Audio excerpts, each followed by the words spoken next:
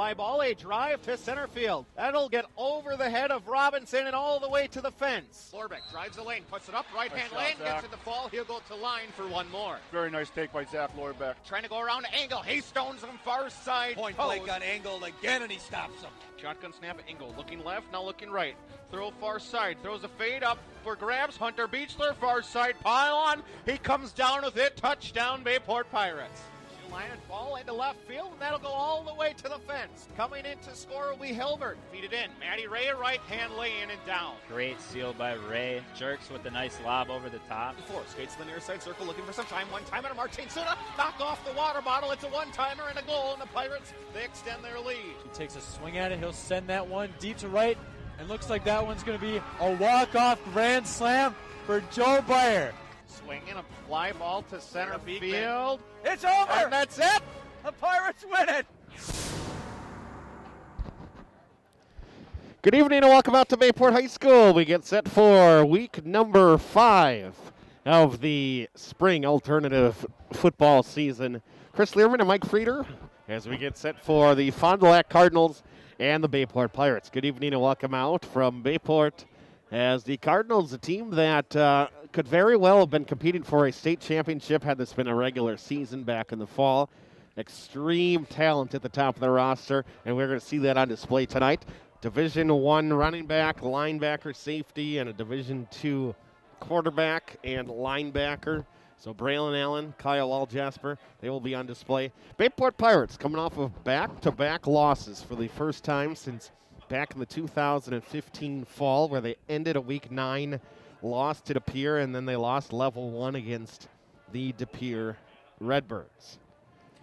Yeah, Chris, Bayport's got something to prove tonight, no doubt about it. We're used to so often tuning into a game, and I usually talk about if Bayport plays well, they got a really good chance of winning and probably will win this football game. However, Bayport's going to have to play exceptionally well tonight to beat a very good Fond du Lac football team. And you mentioned Braylon Allen, not only one of the best players in the state of Wisconsin, Chris, but one of the best players in the country. And he'll be graduating after his junior year and going on to Madison. So he's decided that enough of this high school stuff. We're going to go play at UW, so it'll be interesting to follow his career. Haven't seen him play live. I've watched him on a lot of video, so he is something special. So you have a chance to tune in tonight. Make sure to do that because this kid can play. And the Pirates, they're a little nicked up tonight, Chris. Not many people know this, but Jaden Montgomery will not be playing tonight. Jaden broke his hand or his thumb in practice, and so the young man who's arguably, well, probably not even arguably, the best player on our team, middle linebacker, does a great job there, leads the team in tackles, and also really gave a spark to the offense last week in running the football. So I think Jaden was going to be a big part of this offense tonight.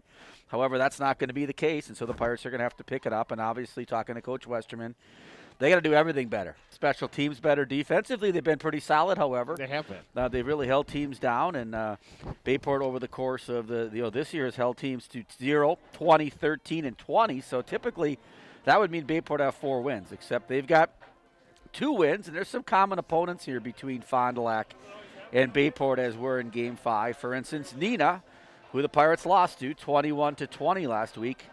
Neenah was defeated by Fond du Lac 56-21. So if you look at it on paper, it's first time in a long time I'd say that Bayport is an underdog in this football game. However, like I always say, that's why they play the game. And so should be a great one. It's nice that it keeps getting daylight longer. I'm not used to that. The weather tonight in the 50s, an outstanding night for football, and I'm really looking forward to this one. I think this is going to kind of show what Bayport is made of. And if they get a victory tonight, they'll get in that upper side of the bracket and have a chance to go play teams like Kimberly possibly or Appleton North next week. So should be exciting here from Bayport High School.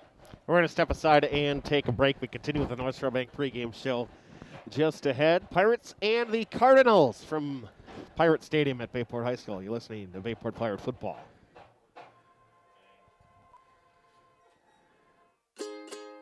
At North Shore Bank, we think you should be able to invest in whatever you like for low rates on a home equity line of credit so that you can use the money from your home on whatever you choose.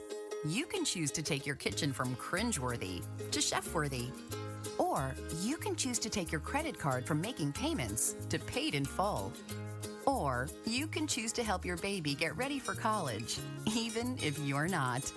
The choice is yours. And if you're not sure if a home equity line of credit is right for you, come discuss your options at your nearest branch. North Shore Bank, the bank of you, and whatever you choose to spend your money on. Learn more about our home equity line of credit rates and start your application online. Visit northshorebank.com today. Member FDIC, Equal Housing Lender.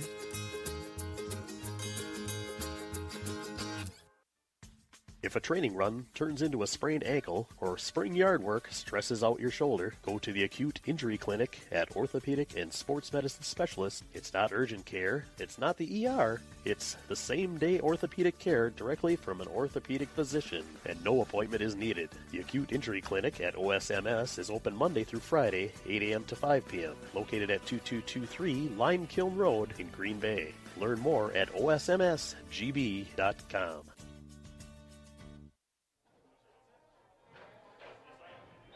North Shore Bank pregame show from Bayport High School. Chris and Mike on a Friday night, and we get set for Fond du Lac and Bayport. And one of the games going on in the Fox Valley Classic, the makeshift spring season here. Elsewhere on the conference, Stevens Point is at Green Bay Preble. And Nina at Appleton West. That is the wrap-up of this entire pod or division, Mike. So we can kind of break down how the playoffs are going to work. The 1 seed in this group will play the 2 seed in Division B. So Fond du Lac has 4 wins. They are assured the 1 seed. And then the 2 seed is kind of up for grabs. You have Nina with 2 wins, Bayport with 2 wins, and Stevens Point with a win tonight would give them 2 wins. So that would create a 3-way tie. They are not counting the crossover game in the standings, so which means Bayport lost to De Pere, would still leave them with 2 wins, which is just, well, however they handle it, whatever. But so Bayport, Nina, Stevens Point, they are fighting for the 2-3-4 spot. If you get Bayport wins tonight, they're in the upper bracket. Correct. That's pretty much all we need to know. Yes. If they lose tonight, we're in the lower bracket. We are going to Pulaski next week. That is okay. But But are they playing in Pulaski next week? Yes. We can go there all we want, Chris. Right. But we hope they're playing there too. Because it'd be embarrassing if we went someplace and they weren't playing. It wouldn't there. be the first time, I'm sure. No, it's happened before. It's happened before. What a pleasant surprise tonight. We're out on the track. Mm-hmm. And who shows up? John Plum. See the guy, yep. Right. John has a gift for us. And obviously, if you've listened to the broadcast, John and Susie, well, actually, Susie. John doesn't make the cookies. Susie Plum, one of the all-time best cookie makers. Now, that story actually came from my son, Brett. When he used to go over there for the team dinners for basketball, Brett would always rave about Susie Plum's cookies. So John comes and hands us 3 platters of cookies, I would describe it as. So right now, tonight, we'll have the cookie count for you. Yeah, we will. We're between the 2 of us. We're at 4. Oh, you had 2 now? I had 2 now. Okay, So I tied you up there. Yep. I played good defense. You had the punt. And I scored my second one. So thank you to the Plums if they're listening out there. And we'll mention that a couple times tonight during tonight's game. So should be a good one, Chris. I'm looking forward to a little diversity for the Pirates. And we haven't had that in a while. And talked to Coach Westerman about that. And, this is kind of what, not only are these games important, but it's a quick turnaround. I mean, when you talk about it's almost the end of the school year. And training immediately begins in the summer for these kids. So they'll play their spring sports here. And it's interesting now with the fact that every sport is now practicing starting Monday except for winter sports. And so if you come out to Bayport High School, you'll see the football team practicing, the baseball team practicing, the softball team, track, soccer. And some of these kids go back and forth. They go from baseball to football, and other kids are going from cross country to soccer. And it's just crazy right now. But we're trying to get it done, and they're doing it the right way, and hopefully we can continue some success in this season and our spring season. I see Evan Flood made the trip here. Evan's here. Obviously not tonight. Evan was thinking about coming here, but if you're listening out there, text the booth. If you have my number out there, tweet the booth at Bayport High School or at Bayport Radio, and we'll give you a shout-out tonight as we bring you this game. We're using our iPad tonight, not the Huddle camera. We've been a Huddle test site, and so they've taken that camera away from us. Yeah, that test failed. Well, that test we got about a C- on. Hey. But we're here to test it and hopefully bring it back to you here later on this year or even next year. So that's set up. Looking forward to baseball and softball games, and you're going to do a golf match. The hope is we'll be there on Monday. And our hope is, how about Joe Baranchek and over the last 2 days? What was her score today? Joe, the two-time defending state champion. 68 today? Played at Whistling Straits and at Black Wolf the last 2 days. Shot 76-68. 76-68, Chris. That's like 4 under today. That's like 2 nines for you, 74 and 68. Yes. She did that in 36 holes. That's 18 for you usually on a good day.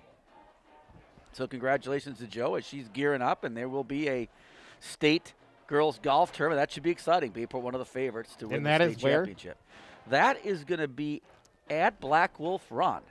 They're at Whistling Straits and Black Wolf back-to-back days here. So Joe, two-time defending state champion. Our girls golf team is really strong, so that'll be fun to watch. So we've got about 4 minutes here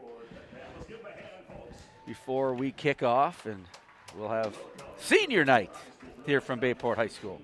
And we're going to step aside and take another break as we get things ramped up here in the pregame show from Bayport High School. They'll announce the seniors, but we'll step aside quickly here before we continue with the pregame festivities. Listen to Bayport Pirate Football.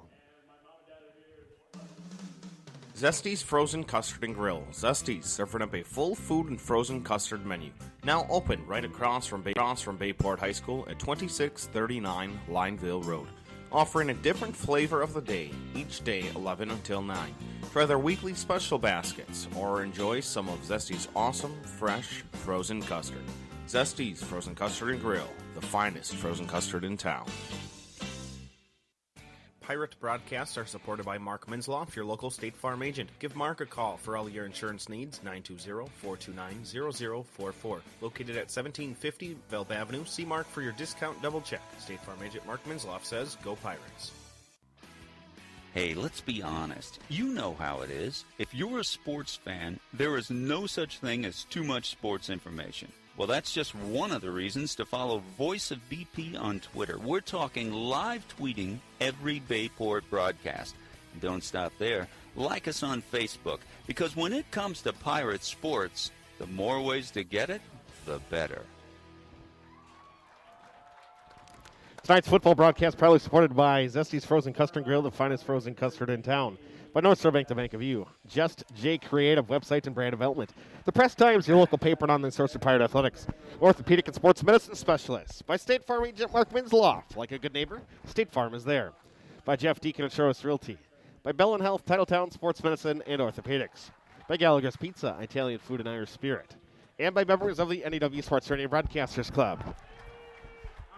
Fond du Lac and Bayport just ahead, which in the preseason was slated to be perhaps the single biggest game to get to in this entire remade spring season. We're still excited to see it. Still excited to see some of the athletes from Fond du Lac, and something that we haven't talked about yet, it's the Jorgie Bowl, #1. Correct. Steve Jorgensen, senior assistant coach, who used to be the head coach at Fond du Lac and head coach at Kimberly. Steve's son, Steve Jr., the head coach at Fond du Lac. And, I'm a little biased, and the best one, Matt Jorgensen, teacher, great teacher at Bayport, coaches on the Pirate staff. And so it was great seeing those three together before the game started. I had a chance to talk to Steve, too. I've gotten to know him over the years. Great football coach and a better person. And so we talk about coaching, but we also just talk about the quality people they are. So two great coaching staffs competing against each other. These teams know each other really well. If you watch this game, it'll look like the same offense on both teams. And so no one's really going to fool anybody. There'll be probably some wrinkles in this game that you haven't seen before, and it should be a great one here from Bayport High School. We'll watch the national anthem here from Bayport.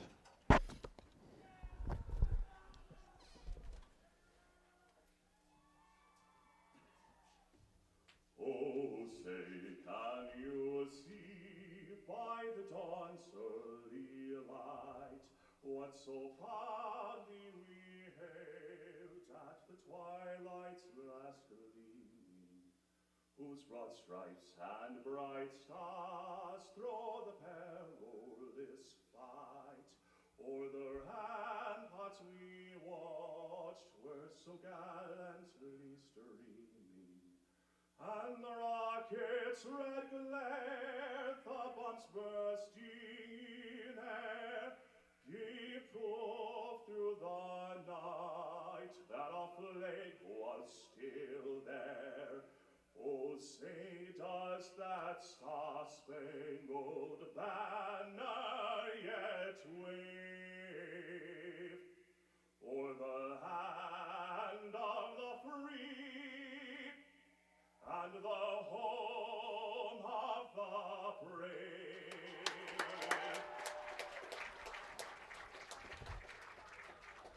Thank you. At this time, And we bring you tonight's starting lineups presented by Zesty's Frozen Custom Grill. Zesty's served up a full food and frozen custom menu across from Bayport High School, 2639. Today's flavor of the day, Reese's Rumble. Stop in on your Saturday. After you can do the virtual walk or run for the 2 miles for autism, and you can get dirt dessert. Zesty's Frozen Custard Grill, the finest frozen custard in town. And Mike, this week, despite a couple of injuries, we're going to look at the linebackers. I mentioned Jaden Montgomery, the 5'11 junior, 215 pounds. Jaden will not be playing tonight.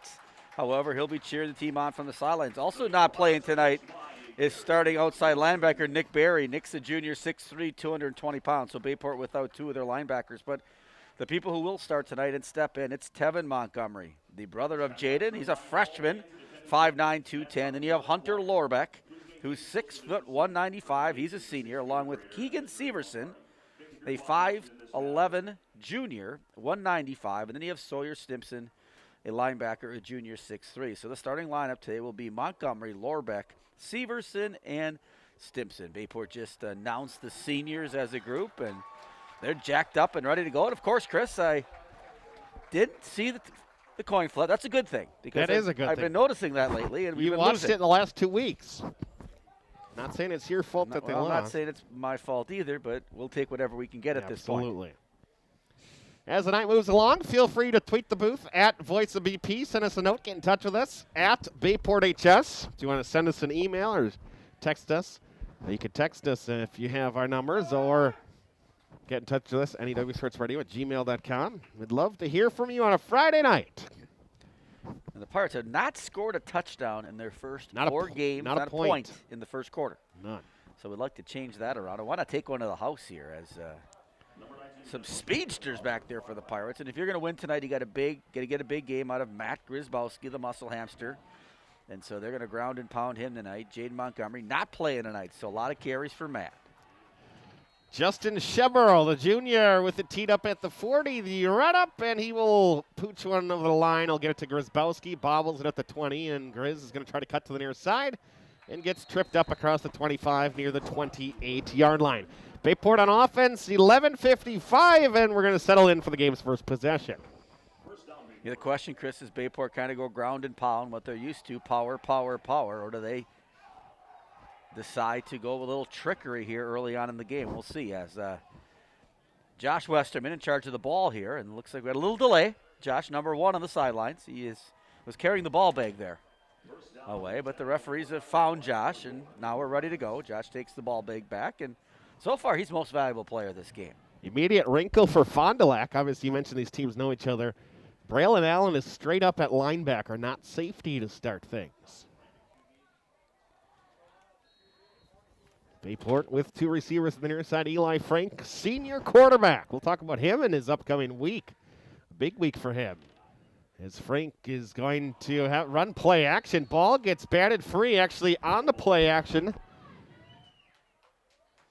Instead of putting it in the gut, I think it hit the hand of a tailback, and a fumble loss of 3 yards back to the 26. And we talked about at the beginning of the game for Bayport to win this game, they got to almost play flawless, and that is not the way to start this game. As now it's 2nd and 13 for the Pirates. 3 guys split out. The tight end goes far side. That's 4-stick. Near side is Preston and Barry in the slot. Send Joel Preston in motion. Snap to Frank. Speed option to the near side. Blocker in front, and Eli Frank's going to get the edge. And he pushes forward across the 35 to the 37-yard line. Gain of 11. It's going to be 3rd and 2. Nice read there by Eli Big Hole, and Eli gets 11 yards in a big third down play. I don't want to overemphasize that early, but if Bayport's going to win this game, they have to control the clock, and they have to control the clock by running the football. So a big third and we'll call it 3. I'll call it 2 here for the Pirates. Yeah, they may be doing a lot of running away from the power side, I'd imagine, wherever Braylon Allen is lining up. And looks right now that he's going to sneak up on the right side of the defensive ends. Send Michalski in motion. Grzybowski trying to bounce the right side. Gets behind his lineman, pushing forward across the 40, and Grzybowski's got a first down. Offensive linemen keep pushing. 78-77 leading the way, and he's got it to the 42. It's 1st and 10. And if you're the Pirates, sitting at 2nd and 13 on this drive, 2 nice runs, and the Pirates pick up a first down. Gain of market 5 for Grzybowski on his first touch. Get Grizz some confidence here. The man's an excellent football player. We'd like to see him a big night tonight. 2 receivers left, one to the right side of the line again. Frank brings Michalski in motion. He's going to go behind everything. A quick throw, a spout pattern. He's got Barry on the far sideline. And Barry looking for a stiff arm, and he's going to have 9 yards. Sam leading the team in receptions. And for the junior, that will be Sam's 8th catch of the year. And Sam said, I'm not going out of bounds. I'm going to take on this D-back and gets another yard. So 2nd and 1 for the Pirates, looking for their 2nd first down tonight. First drive of the night, just under 9:40 first quarter. T-Bix in the house. If T-Bix is in the house, it's a good night. Good to have you, T. Pirates need a yard as they shift Allen to the side of the fullback. Eli Frank, low snap, takes it. Under pressure, trying to step up, and he's going to break away from one tackle. Gets across the line of scrimmage somehow and squirts free inside the 45. Down to the 41, Eli Frank. On a gain of 8, enough for a first down. So Bayport doing what they wanted to do here on the first drive. Ground and pound, and nice pass to Sam Barry there on 1st and 10. Bayport's got 2 first downs now as we approach 9 minutes here in the first quarter. Still tied at 0 if you're just listening in or watching. Bayport's first drive of the night. 2 first downs, and they're on the 42-yard line of Kimberly. Jagler's family Fond du Lac watching along. Larry Burgoy-Wellner. Pirates 1st and 10 into Fondy territory. Play action, looking for a wheel route. Throw near side. It's going to be picked off. A throw for Michalski in the flat, and stepping in front is going to be Tyler Van Deslant. And that will be an interception to stop the Pirate drive with 8:42 to go in the first quarter. Eli just didn't see him out of the wheel route and threw it right to him. And that there's only one guy going to catch that ball, Chris, and it wasn't our guy, and it wasn't. And now Fond du Lac takes over. Big turnover for the Pirates there as they had it moving there on their first drive. 8:42 opening quarter of action. From their own 37-yard line, it will be Fondy football. Jared Winslow, Fran Cooley. Watch along. Send us a note, anybody. Get in touch with us. Allen, tailback to the left of his quarterback. The top 2 touchdown rushers in the state of Wisconsin. And Allen's going to try the right side. He's going to get stuffed back after a gain of about 2, maybe 3. Be a lot of discipline because Wall Jasper, the quarterback. Obviously, Allen gets all the hoopla. Wall Jasper actually leads the state in the rushing. Yeah, Kyle's 6'1", 220. That's a big quarterback. And obviously, Braylon Allen is 6'2", 240. So both difficult. A little thunder and lightning there. Mark at a gain of 2, and Wall Jasper goes back with 4 wide receivers. Quick out near side, a comeback route or a stick route, and the completion to the top receiver for the Cardinals, Tyler Cullion. Fond du Lac says, let's go. Let's speed the momentum up here. Let's speed the pace up as they come right to the line of scrimmage. 4 minutes gone by in the opening quarter of play. Wall Jasper has his first connection. It is to Cullion. For Tyler, his 12th grab of the year. As Braylon Allen trying up the gut, and he will gain about 4. Logan Lasecki in on the tackle. Logan's had a great year. 6'1" junior, 235 pounds. 5 wide receivers. They're going to split slot. Is going to be Allen. Bring him back to the backfield. And a speed option with him to the far side. He's got it in motion, and he's got room to run inside the 35 before he gets tripped up at the 31-yard line. And when you can spread them out and then put them in motion like that, that's going to make things very tough for the Bayports matching up. Yeah, you get out in space there, and you got to make one-on-one tackles. Nice tackle there by the Pirates, but once Braylon Allen gets ahead of steam going, you really don't want to get in his way. Quick hurry-up offense for the Cardinals. Wall Jasper hands it off. A sidestep, a jump cut from Braylon Allen. He'll be pushed out of bounds. Tevin Montgomery on the push-out. The younger Montgomery, the freshman. But Allen will gain 4 yards to the far boundary with 6:59. Clock comes to rest as this drive has already taken it inside the 30 down to the 28-yard line. So the Pirates with a nice drive coming out, and then that interception, big turnover for the Pirates, as now Fond du Lac has it, and they're trying to drive for the first score of the night. Boy, I feel like we have more sunlight now than we do for week 1 in the fall season. I think we do. Keep things tight now in the formation. Wall Jasper going to give up the middle, and Michalski on the tackle. Drew Miller, 5'9", $175 senior. And number 2 on the carry. 3rd and about 6. Pirates will bring in Danforth for Maraski now as they have a couple guys going both ways. Obviously for the Pirates to win this game, their best players need to be out on the field.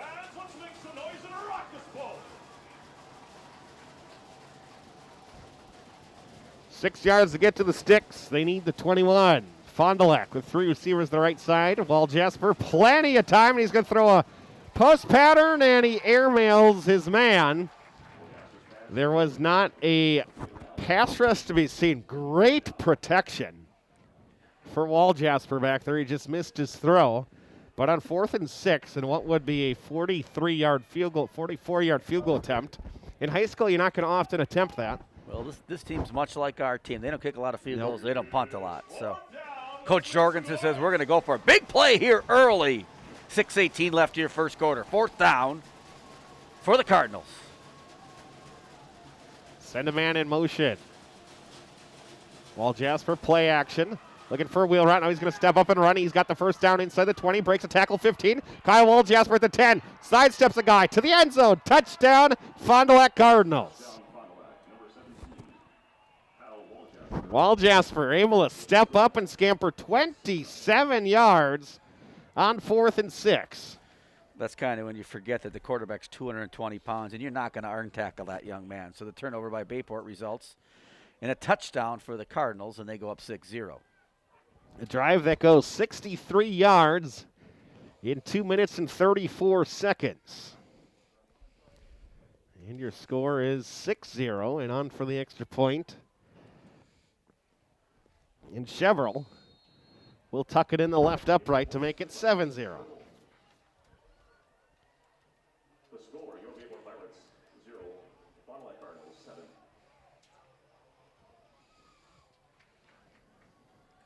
So 7-0, Bayport comes out, getting the kickoff, gets 2 first downs, and turns it over, and Fond du Lac gets the ball. And much like it's been the story all year for Bayport, when they've had to make a big stop, whether it's on a 3rd and long or a 4th down play, you saw it against Neenah, you saw it against De Pere, the 2 games they lost. They just can't stop teams on critical down plays, and Fond du Lac takes advantage of it and goes up 7-0. Make sure to text the booth.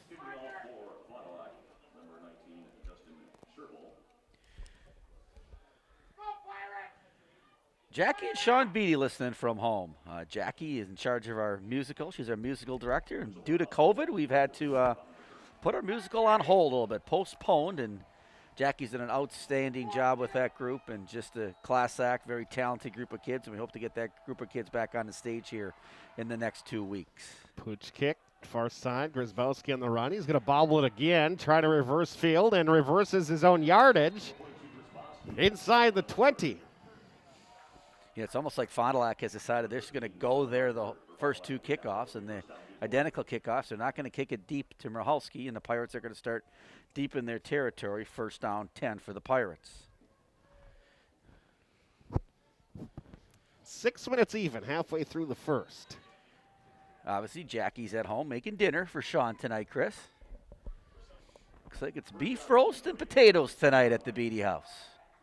Ooh, I could go for that. If we don't have a full stomach from the cookies.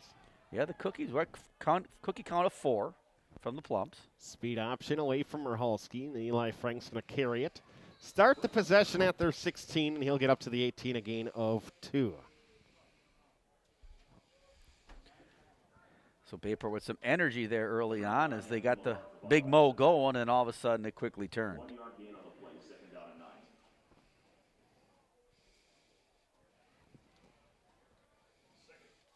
Second and 9 from the 18-yard line.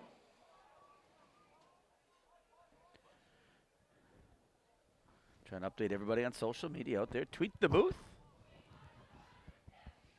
Speed out to Barry, and he's going to make the grab again. Immediately, Sam gets hit, but not before picking up about 4 yards. Sam and his brother Nick moved to Bayport this year. Their dad, Joe Barry, the defensive coordinator for the Packers. Sam and Nick, great kids. Got to meet them early on, and they've adjusted well here to Bayport. Glad to have them, and they're juniors, so they got a lot more football left ahead of them. So it's good to welcome new people into the Bayport family. 2 yards to go in a sun-splashed Friday evening. Bring Merhalski in motion. And Grzybowski trying the left side. He's got a first down. He runs through an arm tackle, and he'll move the sticks up to the 27. He needed 2. He picked up 3. So if you're Bayport, you got to be happy with the way the offensive moved the football here in the first quarter. I have to apologize. We have the stomping stands again. Welcome to the home games. The Krasnarich family watching from home. Sounds like is Cole getting the pipes ready for next fall? Cole's getting the pipes ready, the golden pipes. We might need the sideline report back. We haven't had that this year. Could definitely incorporate him into the broadcast. Cole does a great job. 8th grader at Bayview. And sprint out near-sided. Frank's going to pull her down, and Eli Frank to the 32-yard line for a gain of 5. Because Bernard's family states that Ella is probably cooking dinner at the Beatties. That's their daughter. Claims it's a great student in his social studies class. So shout out to Ella, and take it easy there home, Ella. Don't want to be doing too much. Don't spoil the parents. No, unless they spoil you back. Exactly. Right? Or should they be spoiling you first? Send Barry in motion. Grzybowski following a pulling guard. He's going to get stood up as he gets to the hole. Gets a yard. Mike Nickerson always watching along. Big third down play here for the Pirates as they've done a nice job controlling this clock. Christine Nanyet. Says go Pirates. Kerry Wood, go get them Bayport. We'll get into Kerry a little bit. Softball next week. We'll have a broadcast on Tuesday. 3rd and 3 and a quick comeback route. And it's Joel Preston across the 45-50. Oh, that's Joel Preston, baby! And the senior receiver for a gain of 22 yards. Appropriate. Joel Preston on senior night. Joel has such a great basketball season. The young man works his tail off. Coach Westerman says some of the best hands on the team, and he exhibited there not only great hands but yards after the catch, and Bayport's got it rolling again here, showing some good offense here in the first quarter. But we haven't had much for video issues at any venue, of course. I'm not a fan of the Well, you got to see, Chris is right now doing the play-by-play, keeping stats, and doing the video. I'm just checking sitting, social media sitting here, and running the computer. Right. I'm just pretty much sitting here telling stories. I think we got to delay a game, and that is what the call is after the big game. 2:23 to go in the opening quarter. It's 7-0 Fond du Lac. We weren't even close to running a play there. I'm not sure when that ball got set for play, but 40 seconds ago, Mike. Yes.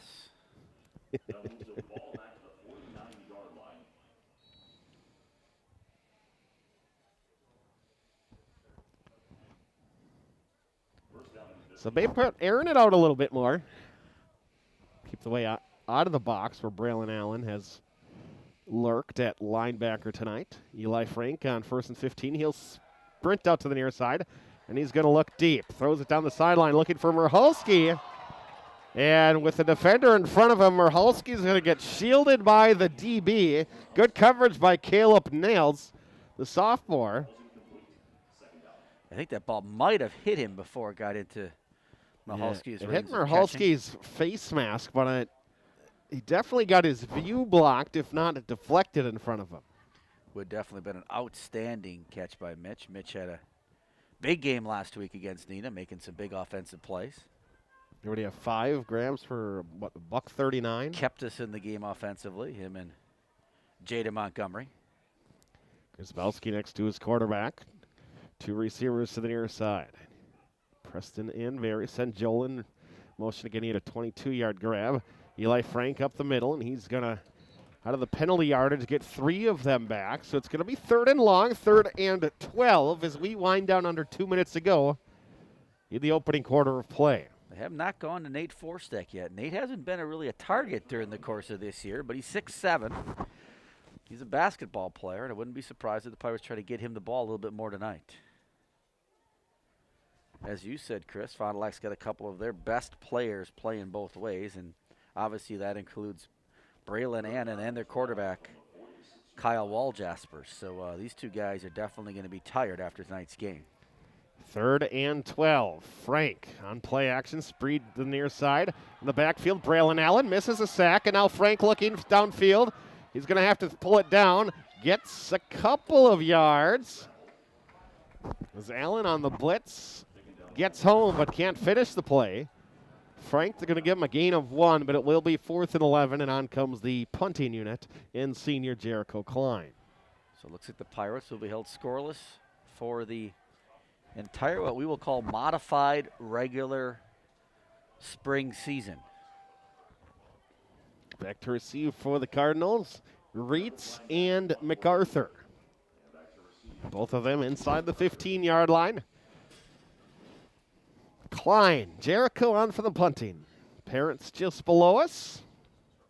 Low snap off a hop, and Jericho is going to corner one to the near side. MacArthur at his own 11, and he's going to get by 1. Pushed forward up towards near the 20. And that is where Fond du Lac will start with 20 seconds of probably one play before the end of the quarter. Fond du Lac on offense, 20 seconds from their 20-yard line. Josh McDonald, the lineman, on the tackle there. Josh made a nice play on special teams. And like you said, Chris, 20.9 left. Fond du Lac runs one here. It's going to be the last play of the first quarter. Although they start Braylon Allen in the slot near side. They have the wide side of the field. I'm going to imagine a speed option or run far side with Braylon Allen, get him in some space. There goes the young man. And Walljasper fakes it, he's going to try to get around the near side. Kyle sidesteps a guy, gets out of bounds. Is his Nike stepped on the sideline. Does gain 10. They're going to move the sticks with 15 seconds left in the first. Really difficult to defend Fond du Lac when it's so much misdirection and 2 players of that ability being able to run the football. Walljasper is a big man. Yeah, he especially from the waist down. Strong kid. Strong. Going to the University of Minnesota, Duluth. Actually, he'll be teammates with Alex Sylvester. So clock will not stop because of out of bounds. This time, Braylon out the middle. He'll try to cut back, and he will cut back for a gain of 7. And that is how the first quarter will close. 7-0 your score. Cardinals, they lead the Pirates. You listen to Bayport Pirate Football. Welcome to Bell & Health Titletown Sports Medicine and Orthopedics, where we've taken the best of sports medicine and orthopedic care and placed it where the world can find it, in the Titletown district next to Lambeau and in a league of its own. At Titletown Sports Medicine and Orthopedics, we've made sure every aspect of your experience feels like a home field advantage.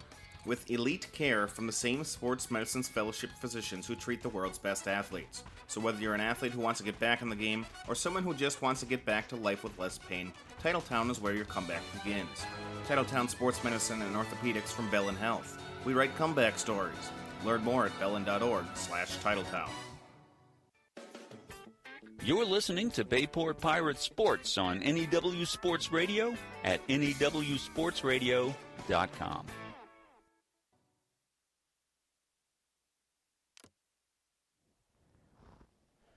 12 minutes for quarter number 2 on the clock. Chris and Mike on a Friday night. 7-0 Fond du Lac. The Cardinals have the football.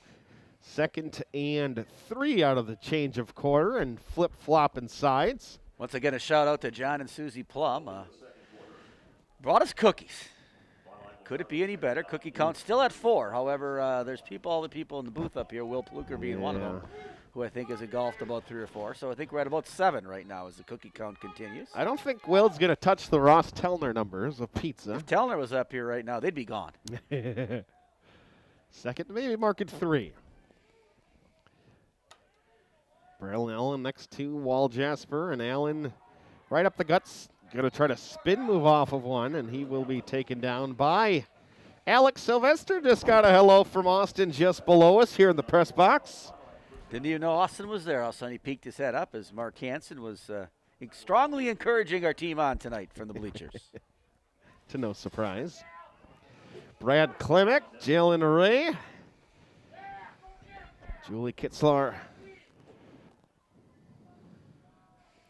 and a host of thousands out there. Allen up the middle, sidestep. He gets taken down, but not before he gets a gain of 13. All the way down to the Bayport 45-yard line. Just hard to stop that. And right now, Alex Sylvester making some big tackles for the Pirates at that defensive back position.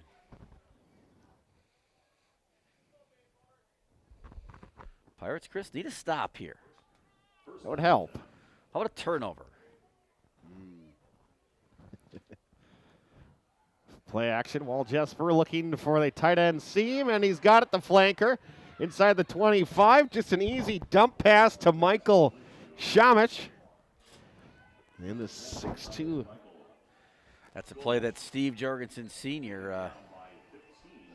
Ran a lot at Kimberly. Kimberly still runs that play, and I remember talking to Coach Westerman saying that whatever they run out of that, it's unbelievably difficult to guard. Not sure why, but it's obvious there as he was wide open on that play. We just run power, power, power, and your fullback basically is a sprint right for Wall Jasper. He cuts back, and he's going to get inside the 15-10. Kyle Wall Jasper on the cutback into the end zone. Touchdown, Fond du Lac Cardinals. Good example again where Wall Jasper seems to be contained, Chris. And then all of a sudden, almost like we give up on the play, like it's going to be taken care of. And Wall Jasper turns on the Jets and scores his 2nd touchdown of the night to make it 13-0. From 21 yards out. And a drive that took a minute 38. Fond du Lac.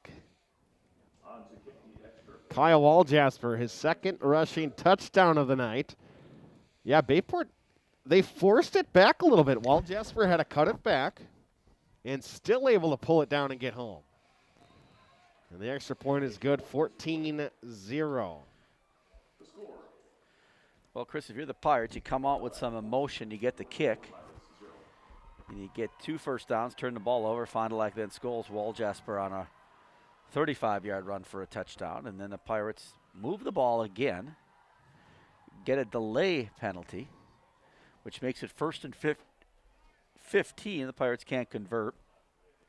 Need to punt the football, and right now they just can't stop Fond du Lac as they pretty much can do whatever they want with the ball offensively. So big drive right here is needed for the Pirates if they want to stay in this game.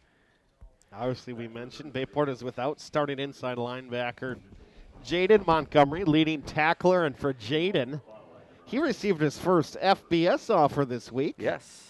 University of Troy down in Alabama.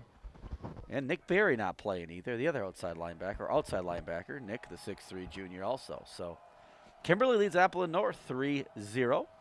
7:26 first quarter, thanks to Doug Ritchie, who's at that game. Fondy 14-0, and they will pooch it near side again. And Grzybowski, this time at the 25. He'll try to cut up 30. Matt across the 36. A little rugby kerfuffle. So 3 kickoffs and 3 kicks right to Matt Grzybowski. 10:36 in the second.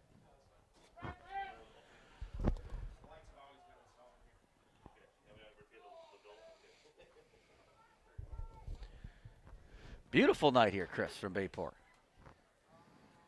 It should be. It's end of April. Close, yeah.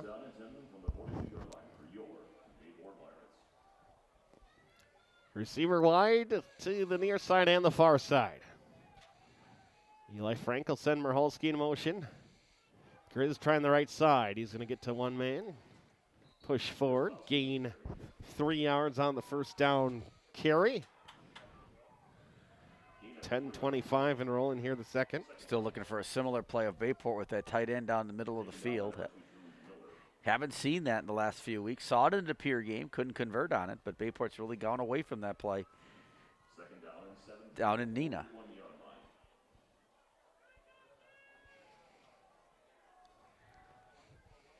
Two receivers left. Send Preston in motion. This time goes behind. Quick speed out near side. Sam Barry. He's got the grab and ushered out of bounds. But not before Nick picks up 7.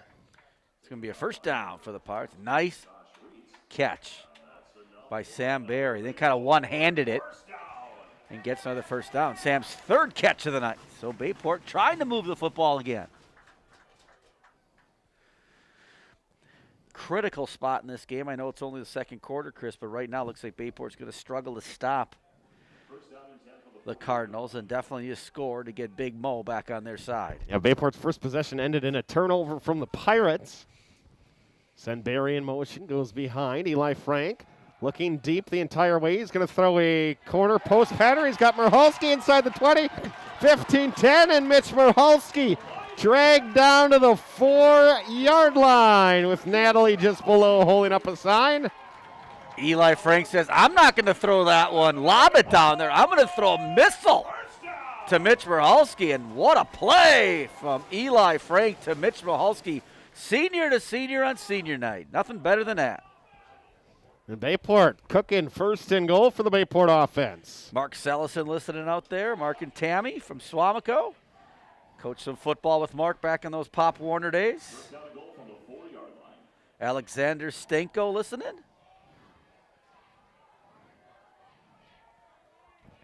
First and goal from the 4. Send Preston in motion. Grzybelski off the left side. Runs to the back of Brighter. Pushing towards the 1. Get a little help from the lineman. Brighter got him to the 1. He just simply followed right behind 44. Grzybelski unable to get the last half yard. The Pirates, you go right back to Matt Grzybelski here. Or Eli Frank on a quarterback sneak. They don't have that jumbo package now, as we talked about it. Jaden Montgomery not playing tonight. So many times they bring in Jaden and Tevin and Matt Grzybelski, but they're just going regular formation here for the Pirates. They need one here. 2 receivers left. Grzybelski to left of his quarterback, Frank. See if Eli with a direct run. And he is going to try to go up the middle. Eli Frank to the goal line, into the end zone. Touchdown, Bayport Pirates. So the Pirates get on the board.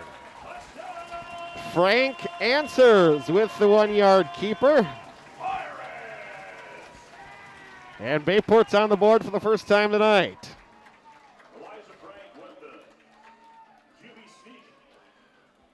And it's a touchdown. 6-14.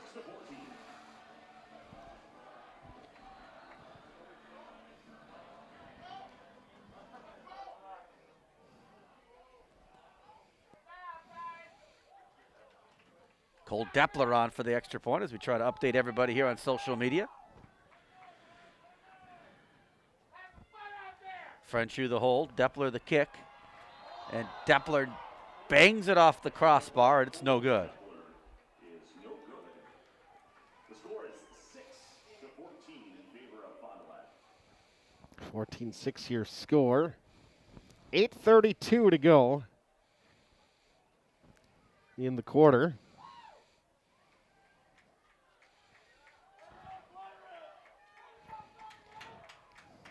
Got listeners in from California.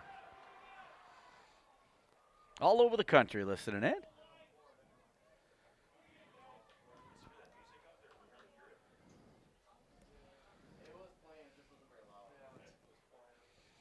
So the Pirates get on the board. Critical touchdown there, as now it's 14-6 on the senior connection Frank to Merhulski. They get to the Pirates to the 2-yard line, and 2 plays later, Eli Frank, the senior, scores a touchdown on senior night.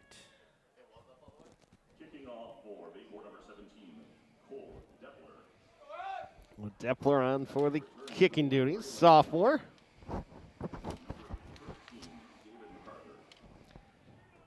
Braylon Allen returns kicks for Fondy. MacArthur the other returner, and Deppler is going to definitely directionalize the kick for MacArthur, and he will take it from his own 12.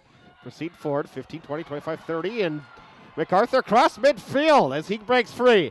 And he is going to take it all the way back, 88 yards to the end zone. Touchdown, Fond du Lac. And just like the Pirates say, let's not kick it to Braylon Allen, so they don't. And it ends up in a touchdown by Fond du Lac. That's kind of been the story of Bayport all year, Chris. If you remember that De Pere game when Bayport comes back and scores a touchdown to make it a 1-point game. And they had a 64-yard carry the first play. Right, first play they get it 64 yards. And so Big Mo is never on our side very long. And like good teams do, the Cardinals say, take that. And now they're up 20-6, trying to make it 21-6. Well, that was quick. Boom. And the extra point is blocked in the middle, and there's Logan Van Lannen.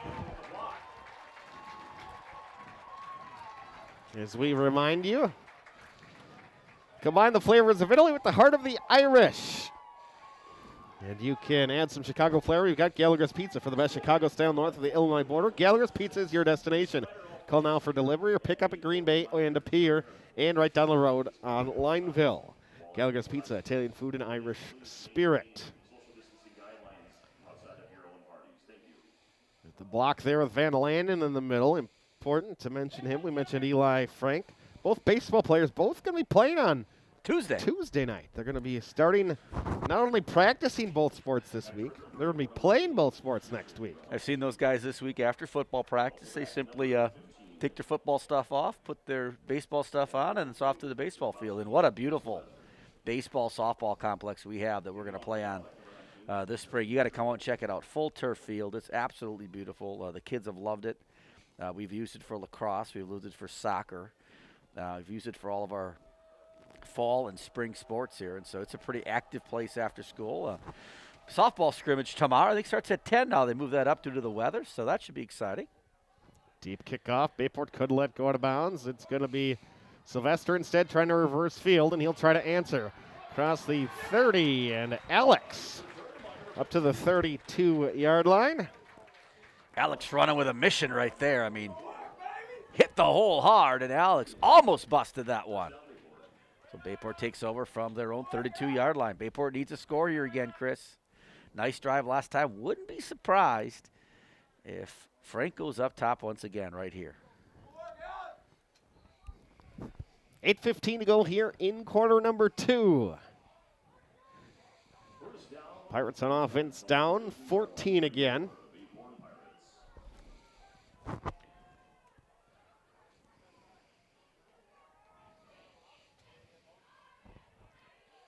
Speed option to the near side. Frank's going to cut it up. Reverse field. Eli across the 40 and leaps forward to the 44. So Bayport doing things offensively now that we really haven't seen in the last 2 games. And that's a positive thing here for the Pirates. As we approach 8 minutes here, second quarter, your score 20-6 from a beautiful night here at Bayport. Tweet the booth. Give me a text. Little shout out. I know the number of people are listening out there.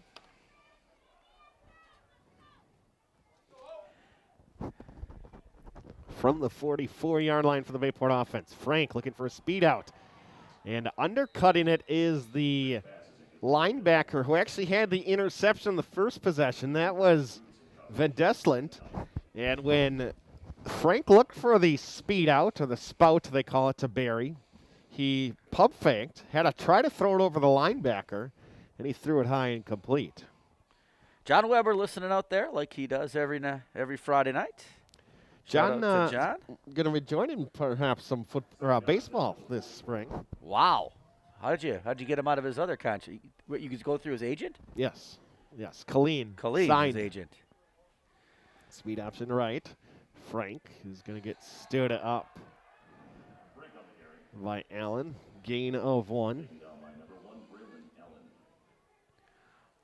1 versus 1 right there, and 1-1 that one. 1-1. John and Colleen cuddling up on the couch tonight, listening and watching the broadcast. Third down and 9 from the 45-yard line. Third and 9 for the Pirate offense. They've needed long yardage to go most of the evening. Frank in the shotgun. We'll call it the pistol. Is looking, pumped near side, and now a double move. Looking down the sideline for Barry, and that's going to be off the fingertips of Sam Barry. Sam Barry, the intended target. And incomplete. Sam just kind of lost his balance there. A little jostling going on for the ball, but Sam made a nice play on that one, just couldn't come up with the football. Boy, that was one heck of a throw by Eli Frank. So back to Van Lanen and Eli. They're both playing baseball. Both of them committed to play baseball at the next level. Frank at University of Wisconsin-Whitewater. Van Lanen is going to go to junior college, Iowa. I think it's Iowa Western, I believe, in Iowa. That's why it starts with Iowa. Yep. It's in Iowa. Snap decline, a low snap again. He'll get it off the far side.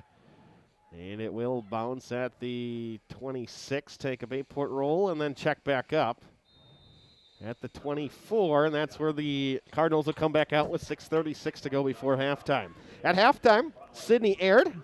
Sydney Aird, state championship swimmer. So Sydney will had a chance to tape a interview with her from the pool. I did challenge Sydney to a contest. I don't know if it's not on the interview, but I did challenge Sydney to a race. And she conveniently forgot her swimsuit. Yes, all of a sudden, I she get it. didn't come I prepared. Yep. So she saw the torpedo, as they call me. Mm-hmm. Right. My middle name is Rock when it comes to swimming. Well, Jasper, keep it. Try to counter to the left side, and he'll be dragged down by Sawyer Stimpson eventually. 45 is just draped over the back of 17. And Wall Jasper, just the strength of the QB, carries him for 4. Stimpson, the 6'3", 210-pound junior. The Jocks, Remekers, Bartolozzi, Van Allen, Hools watching at the Jocks. Ladies' night. Massey's are there. Well, we know we're going later. We'll bring the cookies if they're left. Allen up the middle, stiff arm, broken tackle. Bralin out near midfield. James Radish listening in. James is sitting on his back deck correcting papers tonight. Man's doing some homework tonight, looks like. About time. About time, correct. 24/7 that man works. That's because he's got 4 boys. He does. It's not my fault, Chris. Yeah, it's not my fault.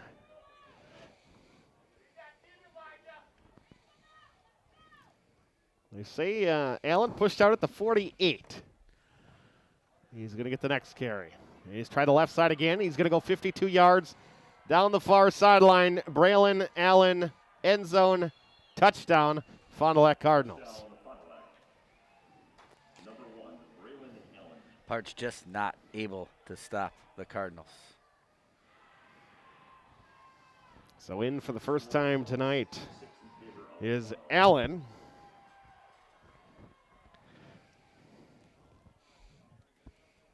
On to kick the extra point, number 19, Justin Sherrill. 26-6, extra point coming.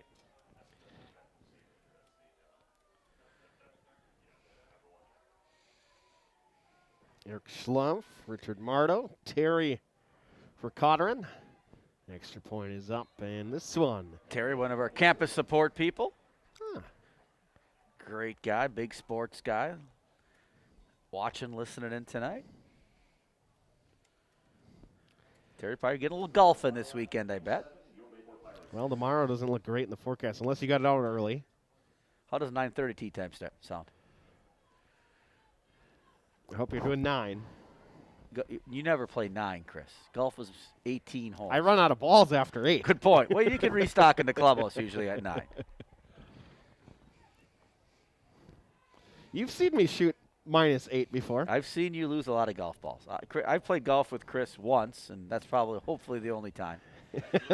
but there's been times where he hit the ball places where there aren't any other balls because nobody else would even hit it there. Yeah. You know when you're teeing off and it's a 380-yard par 4 and your second shot's 410 yards? You know you hit it far the wrong way. I like to keep the groundskeepers busy. The groundskeepers, the farmers. Usually it is. Fondy to kick deep. And Sylvester from his own 8-yard line far side. He'll try to cut up across the 20. Gets to about the 22. 5:41 before half. 27-6 Fond du Lac. Bayport takes over at they're going to call it the 22.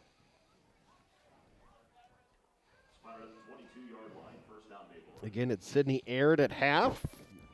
We will air that tonight as recorded yesterday after school down at the pool. Sydney, the junior state 100 breaststroke state champion. 103.48. Sydney will also share with you what type of student athlete she is. Quite impressive young lady. Grzybowski pulling the left side. He's going to get outside. And Grizz got across the 35, 40, near sideline. Stiff. Oh, Grizz! Diving forward. Grzybowski gets to Fond du Lac territory. Matt Grzybowski says, I'm not going out of bounds. 36 yards for Grizz. What the Pirates needed here as they're down 27-6. A little energy back in the Pirate sidelines. Grzybowski going to Sioux Falls next year. Division II football. Barry right, Preston left. Grzybowski after the 36-yard scamper. They're going to try speed option far side, and Eli Franks to cut it up. Gains 2. So 5:20 and counting here, second quarter.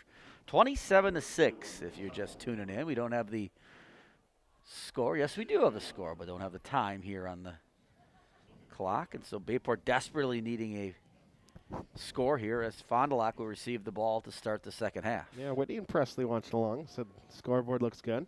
Excellent. How old's Presley now, Chris?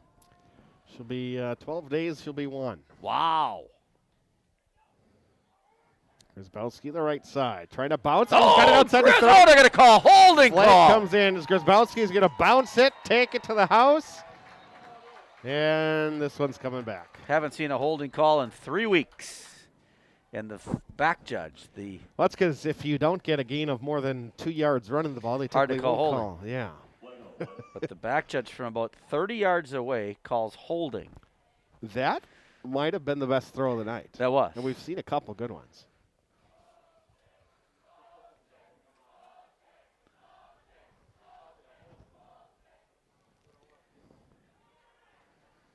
So that's a backbreaker for the Pirates as Matt Grzybowski with his second long run of the night, and that one's going to come back.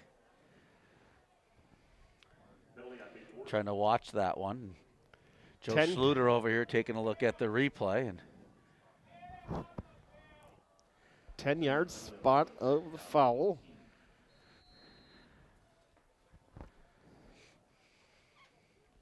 So now 4:42, second and 18 for the Pirates. And you just can feel kind of the energy get sucked out of the Bayport sideline after that. Well, they have a couple big huge runs so far in this possession. Do they go to the ground, or you'd think they have to throw it? They will go left, and it will be Grzybowski. Shakes inside the 40, 35. Grizz inside the 35.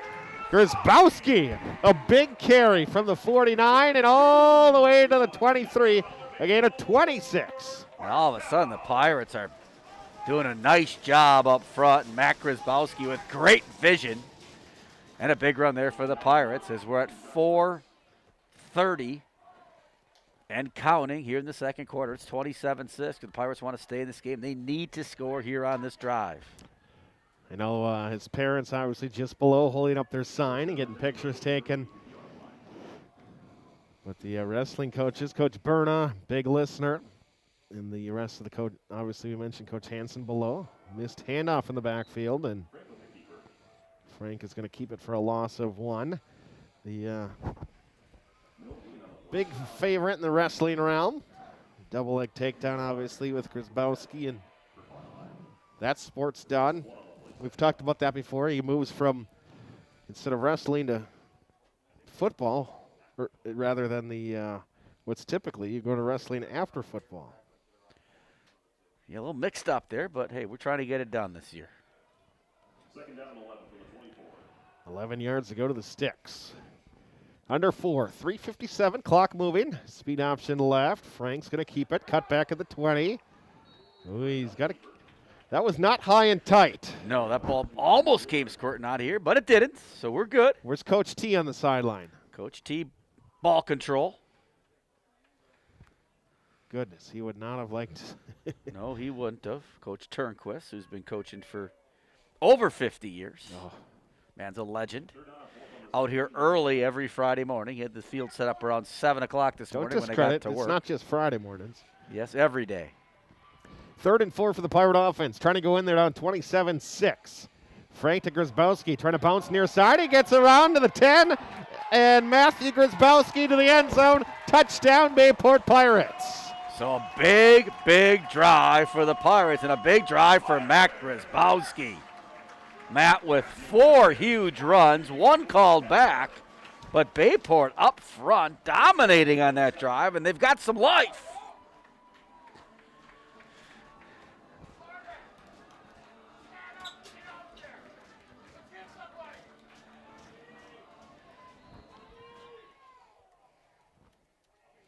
Number 17, Cole Depler for the extra point in there.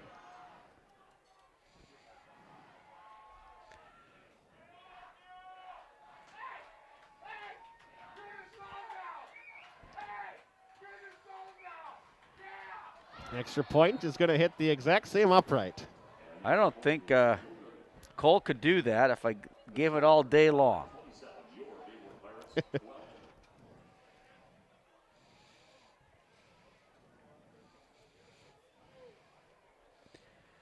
So Matt Grzybowski with 5 huge runs, 1 called back, and impressive by the Pirates there up front, gaining some confidence on that offensive line.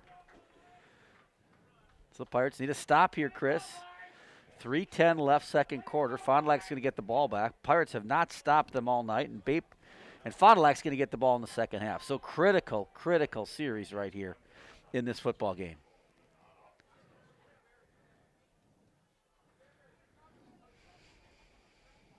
Back to return for Fond du Lac, number 1, Braylon Allen.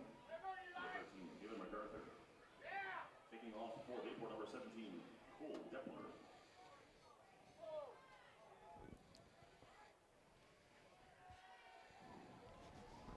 3:10 to go before half. Depler the run up, and he'll squib it this time. Trying to keep it away for sure. And number 40 is going to be out to the 36. That returned by Joel Davis. Number 40, Joel Davis was the return. So Chris, Pirates need to stop. Cookie count still at 4, as we talked about before. John Plum has dropped off some of Susie's famous cookies. 3 boxes of them. I have a feeling I know what I'm going to be doing during halftime of the Sydney aired interview, which has been taped. So I have a solid 7 minutes to get some cookies down. Anybody wants to bring me a nice cold glass of milk, that'd be appreciated. Ooh, that's a good call. Wouldn't that be nice? Moo juice, as you call it, Chris. 3:05. Wall Jasper on a slant pattern, and Cullion has got a gain of 10. Nice play there by Alex Sylvester all over that play, makes the tackle. Like you said, Alex, going to Duluth. Turnover here would be big, Chris. How about a pick six?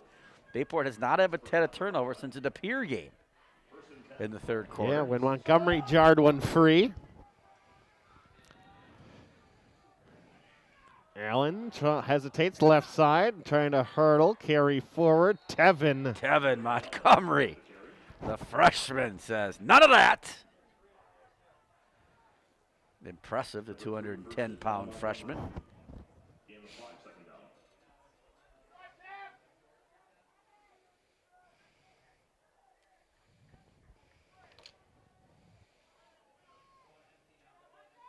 Second and 5 from the 49-yard line. Slot left goes Allen. Empty out the backfield, 5 wide for Fond du Lac. Watch possibly a draw, or just try to get Allen. We'll get it to Collian. He forgot the football. He did, so that means it's not caught. 1:59 till half. It's 3rd and 5. Big play here right now. Pirates looking to get the first stop of the night. Looking for the announcer to get this boat rocking.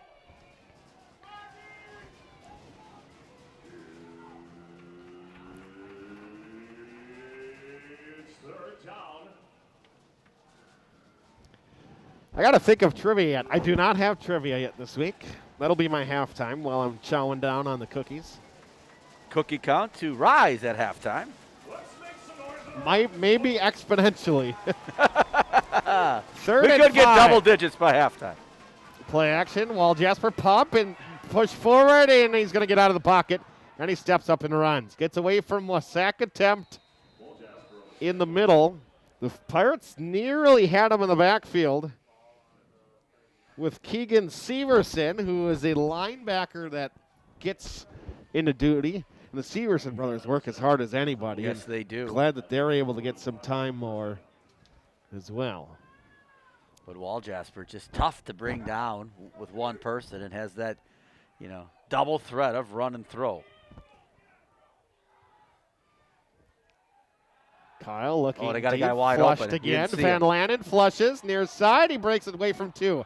And now he's going to cut back to the 30. Sidesteps at the 25. Kyle Waljesper with blockers in front at the 10. And he'll dive for the far side pylon. Impressive. A lot of arm tackling there by the Pirates, and that's not going to get Kyle Walljasper down. See, the guy in person is impressive, and now Fond du Lac's on the 1-yard line, about to score again.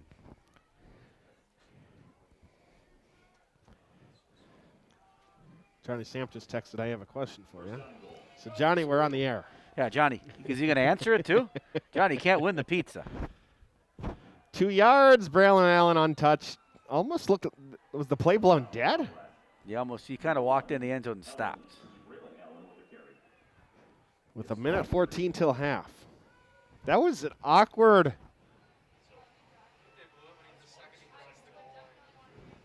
Nobody touched. The offensive line must have had incredible push. And that was a weird looking It was. play. It was like it was a dead ball, but we'll just let him in there.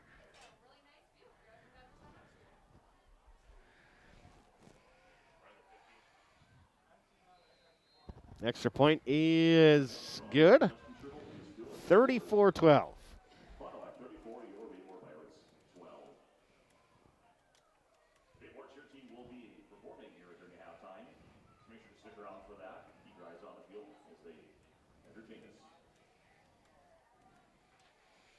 So Bayport tries to get back in this game as they make it 27-12. However, they just can't stop them, Chris. Nope. Every possession Fond du Lac has scored in this first half. Bayport's turned it over once. Fond du Lac hasn't. It's 34-12 at halftime, and Fond du Lac will get the ball to start the second half. 1:14 left here, first half. Stevens Point 20-0 at half over Preble. Not surprising. That Chris. means that all but assures Bayport the 4 seed. That means, again, I'm 98% certain we're going to Pulaski next week, which is all right. Sylvester has it go through his arm. He's going to try to pick it up and be taken down at the 20 with 1:10 till half. Special teams have been a debacle for my camera work.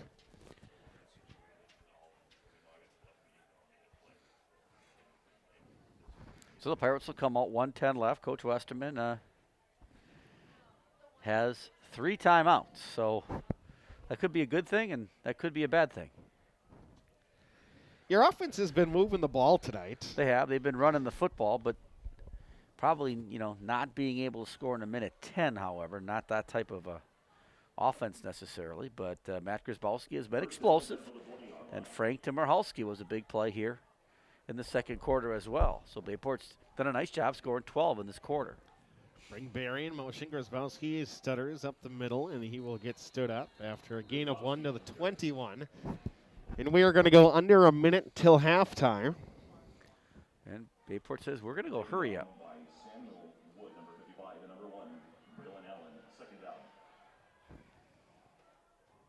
It's a pure 32-0 over Manitowoc Lincoln. Ouch. Play action. Eli Frank looking deep, and he'll throw in to Forstek. Got the grab just before us at the 35. Daniel Forstek, or rather Nathan Forstek. Lefty for 15. So 37.4. Bayport still with 3 timeouts left. And not sure if we're going to take these timeouts to the locker room, but they don't allow you to carry them over. They don't. Send Barry in motion. Frank to Grzybowski, trying to bounce the right side. Grizz lowers his shoulder up to the 41. Timeout Bayport with 22 seconds. Matt Grzybowski's had a big first half for the Pirates. We needed that. I don't want to wait till halftime for a cookie. You can't wait till halftime for a cookie, Chris? Well, go ahead and have one. Okay.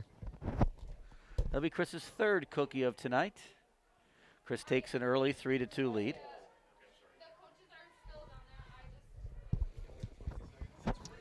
I see Chris winning. Stress eating. Which cookie have you chosen, Chris? Snickerdoodle. Chris has chosen the Snickerdoodle. What's the count now? This is 3 for you? Correct. Yep. Well, you've had 2 Snickerdoodles? And now 3 Snickerdoodles. 3 Snickerdoodles. A call out for some cold milk. It doesn't even have to be cold. It could sit on the counter for 6-7 minutes. But a glass of milk would be appreciated. Moo juice would be So if you're out there listening, if you just could run one over, you can come in the back. 1 gallon. Yeah, just bring a gallon, a couple cups. But if you could come in the back where the ambulance is, just run up here and hand us a gallon of milk. 2nd down and 6.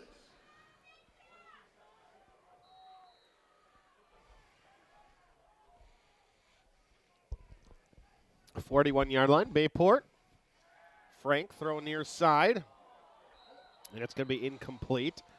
And Fondy has made the adjustment after the first 2 drives. They just simply put their linebacker in front of the throw. And Frank is unable to make that throw. Not his fault. It's just great adjustments made by the defense. So now 18.7 left in the first half.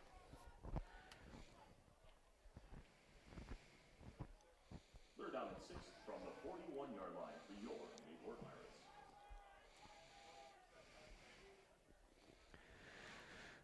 Sidney aired on at halftime. Eli throw near side. Joel Preston across the 45-50 into territory of Fond du Lac, and he'll be jarred free from the ball with 13.9 at the 44. Joel's 2nd grab of the night, the senior. Saw his dad Matt walk in. Joel going to Milwaukee next year. I think if I remember talking correctly to Joel, I try to. I'm assuming UW? Remember all things. Yes, UW Milwaukee. A lot of options in Milwaukee. Correct. I'm pretty sure it's UW Milwaukee. I'm confident in that. If wrong, I apologize to Joel. See him a lot of times in the weight room early in the morning working out. Spout Merhalski, far side, off the fingers. Probably setting up a little chair pattern, a little out and up possibly to Mitch here with 10.3 left. Now, if you're Fond du Lac, you're obviously playing prevent. Sometimes that prevents you from getting them in the end zone. The cookie count, Chris is 3 Snickerdoodles up. What were your two? Snickerdoodles? I had one snickerdoodle and that I'd call it oatmeal raisin. Oh. Very good.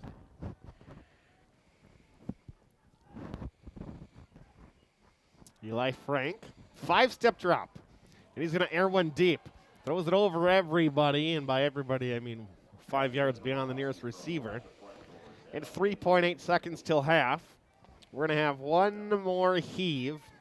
Or a little inside draw maybe to Matt Grzybowski possibly. No.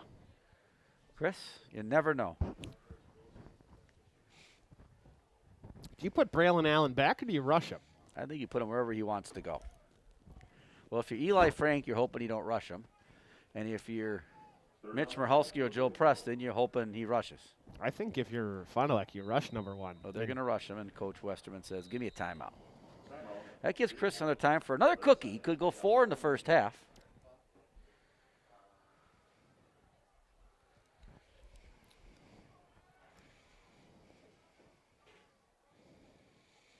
So 34-12 at the halftime will be Sydney Aird, state champion swimmer. As we have a chance to talk to Sydney and her experience of that rare thing called an individual state championship. I talked to Drake Anderson the week before that. And who are we going to have next week? That's a good question. We're running out of state champions. Yeah, we are. Well, we never run out of them. Well, hopefully we've got another one coming in less than a month. Correct. Golfer Joe Baranchek, who shot 68 today, folks, and that's all for 18. Chris, that's not 9. It's 18 holes, shot 68. She actually, her score was lower than all the boys' scores today. All right, 2.8 seconds till half. Braylon Allen lurking from the left side. Is he going to rush against Moraski? Gets inside, gets chipped. Frank, pressure from behind, and Eli is going to be taken down for a sack. Braylon Allen went through 2 people and then chased down Eli Frank, and the man can play football. Impressive athlete. He's going to Wisconsin next year. He's opting to go there early. Usually you go late. He's going to go there as a senior in high school and graduate from high school early.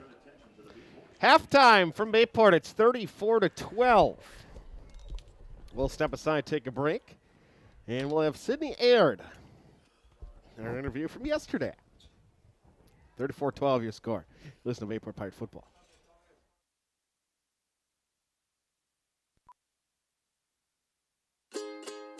At North Shore Bank, we think you should be able to invest in whatever you like for low rates on a home equity line of credit so that you can use the money from your home on whatever you choose. You can choose to take your kitchen from cringeworthy to chef-worthy. Or you can choose to take your credit card from making payments to paid in full. Or you can choose to help your baby get ready for college, even if you're not. The choice is yours. And if you're not sure if a home equity line of credit is right for you, come discuss your options at your nearest branch. North Shore Bank, the bank of you, and whatever you choose to spend your money on. Learn more about our home equity line of credit rates and start your application online. Visit northshorebank.com today. Member FDIC, Equal Housing Lender.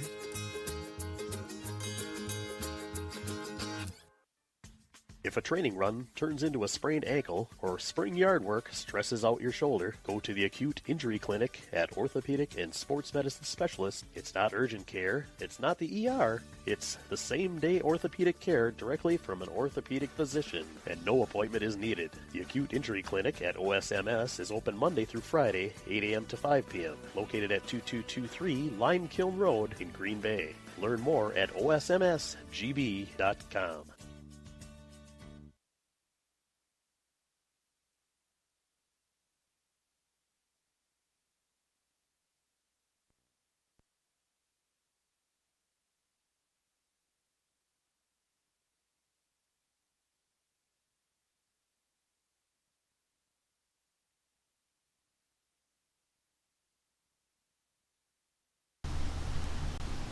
Welcome back to Bayport High School, where tonight Bayport is taking on Fond du Lac. However, a day before that game, I had a chance to sit down and have a chance to talk to Sydney Aird. Welcome, Sydney. Thank you. Sydney's a state champion. And so talk to us a little bit about your swimming career and how did you start and how did you get to where you are today? So I started swimming when I was 7, so 10 years ago. I started swimming club with Howard Townco Stormbreakers. That's the team I'm still on. Yeah. And how did you know, like, when did you get to the point where you're like, boy, I could be really good at this? I made podium at Club State when I was 10. I think I took 7th in the 50 breaststroke, and that's when I got more serious about swimming. And when you were 7, were there people in your family who swam, or how did you end up getting involved in the sport of swimming? My cousins swam, and a couple of my neighbors swam, and they thought I should join the team. Okay, and then we get into this year where you're going to have a swimming season. Then we don't have a swimming season due to COVID. And then we decide we're going to have an alternative swimming season. And I know how hard training for swimming is. What was your training like during that time when were you able to get into a swimming pool? Did you have to take some time off because you weren't able to get into a swimming pool? What did that look like during the COVID times when things were shut down? So I don't think I swam at all from like March to maybe July, and then my club team got time for like a couple hours a week, like an hour here and there. And then once high school started, I finally got to practice like every single day for like 2 hours a day. Okay. People don't understand how hard swimmers work, and it's one of those sports that doesn't get a lot of recognition. I was a golfer in high school, so I can relate sometimes to the recognition that it gets. But share with me what the training is like for a swimmer in regards to just practice time. How much time you spend in the pool practicing, even in one day? Share with me what that looks like. So a typical week would probably be like 2 hours every single day, or like every weekday. And then we had mornings 2 days a week for like an hour before school. During the summer, we do more mornings and nights. So twice a day you practice, that'd be pretty typical for a swimmer, and I know that. When was it during the course of this year that you thought, I could be a state champion? When did you start thinking, were you thinking that way? And if you were, when did you start thinking that way? I didn't really, but my mom did. Excellent. Like halfway through the season, I did a meet for club, and I did really well there. And my mom like looked at all the other swimmers who would be swimming the breaststroke at state, and she's like, I think you have a chance of winning. Did you believe that at that point when your mom said that? No, not really. And then we got into the tournament time, and I had a chance to watch you on the internet, and you didn't win the sectional. No. And so you don't win the sectional, and I think you're seeded 2nd or 3rd, maybe going to the state tournament. Is that right? What were your thoughts at that point? You took 2nd in the sectional by just a split second, and now you're going to the state tournament. What was your thinking going into that? I don't know. I just wanted to get a best time and do well, and I thought winning would be cool. That would be cool. You're right. That would be cool. So I'm always wondering when I'm watching a swimming, do swimmers know what place they're in? Like when I watch a cross country meet, you can see people, right? Who's behind you, who's in front of you. But I'm not a swimmer. So, and if I am, usually my eyes are closed. So I don't know what I would be in. So when you're swimming, are you pretty aware, like, oh, I'm in 1st now, I'm in 2nd now, or not really? How does that work in a swim meet? Kind of like you can only really see on your turns. So like at the end of every 25, and even then you still only see like half the pool. So like on the last turn at state, like I could tell that there was someone in front of me. Okay. And so when did you know that last turn, you know someone's in front of you? When did you know that you won the state championship? Like when I touched the wall and like saw my name with the number 1 next to it. And a feeling I've never had, and neither has Mr. Learman who's taping this, but what's that feeling like when all of a sudden you go, hey, I'm a state champ? It was really great. Now you're a junior. Yeah. So you got a whole year ahead of you to do this again.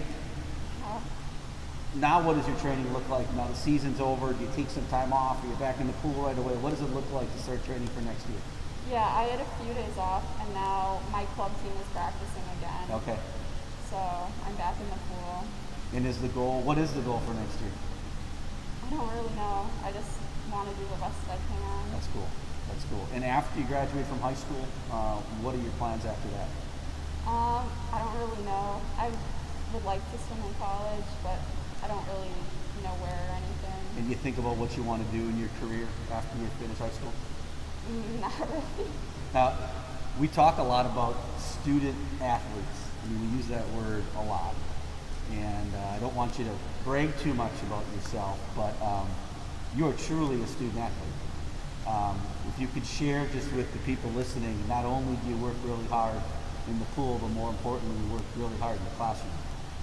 What kind of student are you? I think I'm a good student. I think I work hard and I get good grades. Would it be true you've only gotten one grade in your entire high school career? Yeah. And would it be true that grade would be A? Yeah, A. An A, right. So much like myself and Mr. Learman, your transcript looks a lot like ours. And taking a very challenging load of a lot of AP and IB classes as a junior. So not only to be commended as a swimmer, but truly student athlete is definitely what sums you up to me, and that's awesome to hear. Yeah. People you want to thank, people along the way who, now you're going to a lot of swim meets, you're traveling around the country, your club's sporting it, and swimming's a little different because what's your time? What did you win when you won the state championship? 103.48. And so you could travel a long way to swim for 103, 1 minute and 43 seconds, right? I mean, what's the farthest you've gone in regards to competing in a match or in a meet? I haven't really gone that far. I was supposed to go to a meet in Florida right before COVID, but it got canceled. I've done a couple meets in like Indianapolis and Minnesota, but mostly we just stay within the state. So if you had a chance to thank people along the way, who are the people that come to mind that you'd like to reach out and thank? My coaches, my friends, my parents, my teammates. And so your plans for the summer, do you work at the pool? What do you do for a job in the summer? I don't have a job. Yeah, you practice, you train, you do those cool things. Well, thanks, Sydney. Appreciate it. It's been great. State champion. Hopefully we get an opportunity to talk again next year, or maybe you'll be a state champ again. Yeah. All right. Awesome. Thanks for everything, and have a great day. Have a great day. That's Sydney Aird. We'll be back for the second half of tonight's football game. You're listening to Bayport Radio.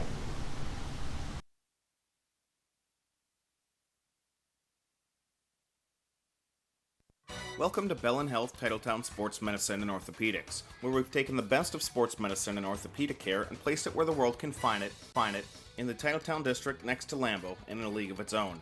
At Titletown Sports Medicine and Orthopedics, we've made sure every aspect of your experience feels like a home field advantage, with elite care from the same sports medicine's fellowship physicians who treat the world's best athletes. So whether you're an athlete who wants to get back in the game or someone who just wants to get back to life with less pain, Titletown is where your comeback begins.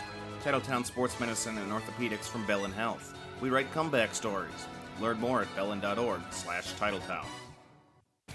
Jeff Deacon, Shore West Realtors, is your Howard Swamico real estate agent. Whether you're buying your first house or downsizing, Jeff has over 19 years of experience and can help find your dream home. Call Jeff at 606-3333 or visit jeffdeacon.shorewest.com. Jeff Deacon, Shore West Realtors, your local real estate expert. Hey, let's be honest. You know how it is. If you're a sports fan, there is no such thing as too much sports information. Well, that's just one of the reasons to follow Voice of BP on Twitter. We're talking live tweeting every Bayport broadcast. And don't stop there. Like us on Facebook, because when it comes to Pirate sports, the more ways to get it, the better.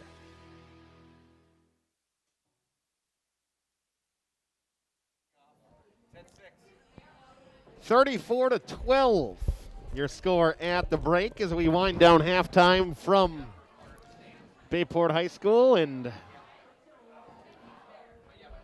great job by Sydney Aird. Yes.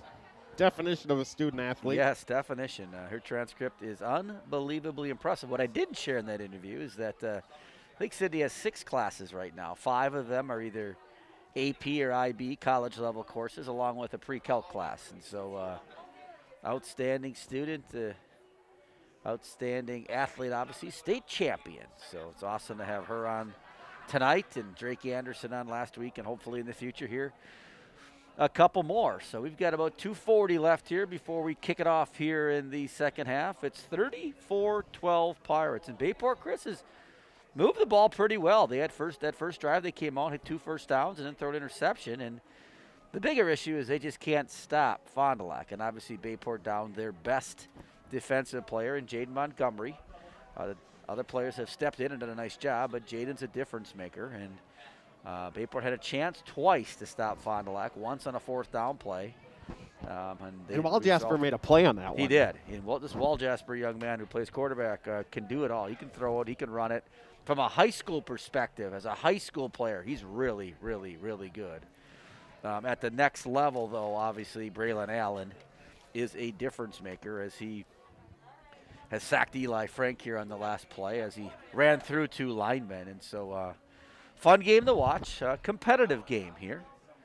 34-12, Fond du Lac will get the ball coming out here second half. If Fond du Lac scores here, it's going to make it really difficult. It's going to be difficult enough.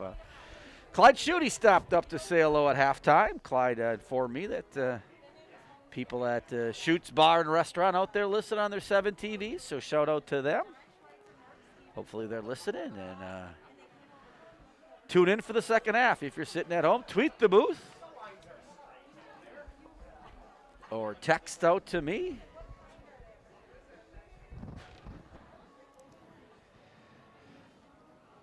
Brad Shefchik out there listening to the halftime interview.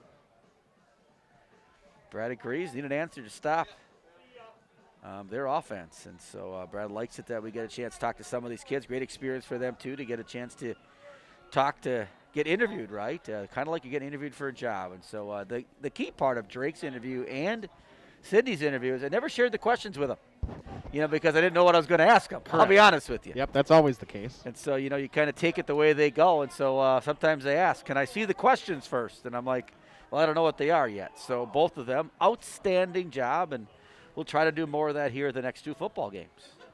Yeah, it's kind of been, Coach Berna suggested, hey, let's get some students on with the videos. And obviously, because we have the video, and it's worked out great. And I love the suggestion. And if you have suggestions for us to move along, we're trying to add as much as we can. Obviously, the clock is tough, so we have the score on for you. Clock is tough, but for the regular season, we will never go away from having video. Now, when it comes to a normal playoffs, like the next 2 weeks, we'll have video too. Correct. When it comes to the normal playoffs, we will not include video. Which is a WIA thing, I think, for the most part. It gets a little tricky there. $200 plus. They allow us to do. So Mr. Schluter here behind us. He knows it's always 2. Exactly. Mr. Schluter's looking at those cookies over there from the Plums. Chris Learman, the leader in the clubhouse at halftime with 5. Chris is right now on pace for double figures.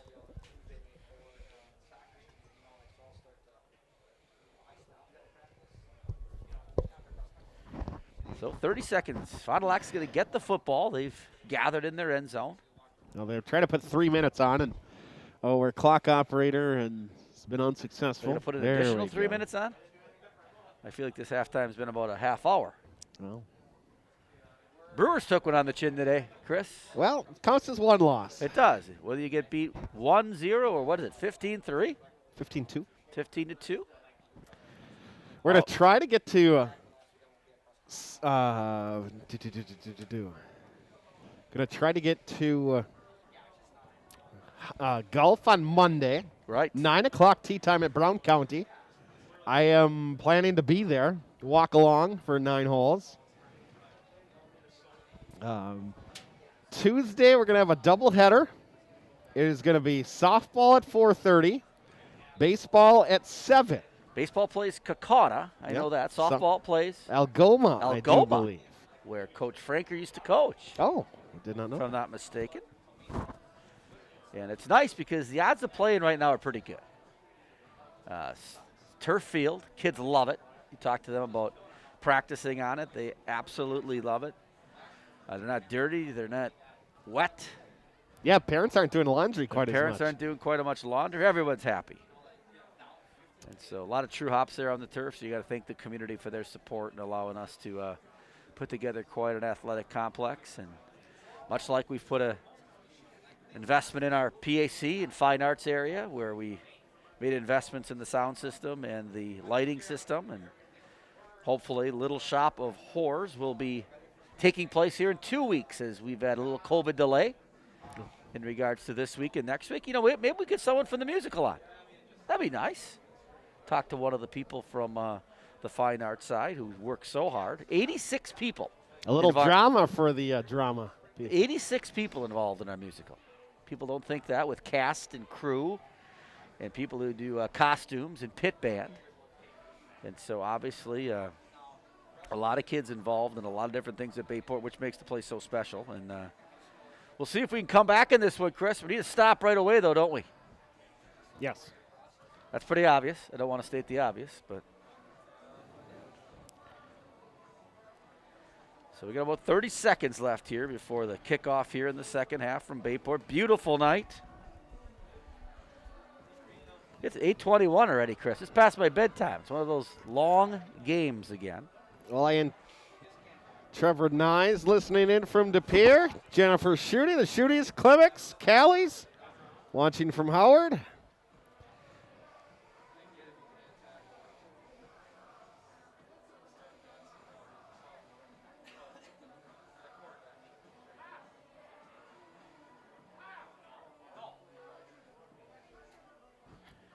So Bayport will kick from south to north. Fond du Lac has scored it pretty much every way you can this game, except for a pass play. They haven't. Defensively, they haven't scored. That's right. Kick return. Special teams.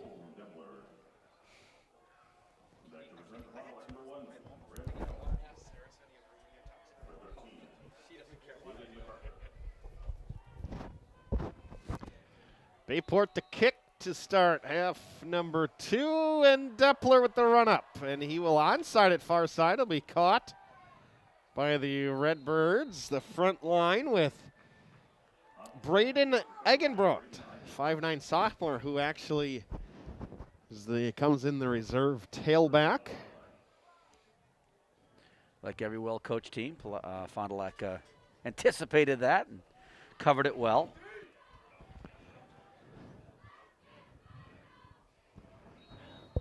.11:57 third quarter. Pirates looking for a stop here early on. From their own 49-yard line. Well, Jasper, power counter left side, and the first guy to get to him is at 57, Damon Grosskreitz. Van Lannon in there, and also Vaughn Campbell, I think, seeing his first action of tonight. Oh, not Grosskreitz. The sophomore. Gain of 2 for Wall Jasper in a 34-12 football game.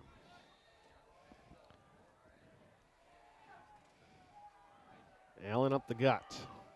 Sidestep, carries a couple of Pirates. Carries a couple more Pirates. And carries a shipload of Pirates. It's a shipload. It's a ship ton.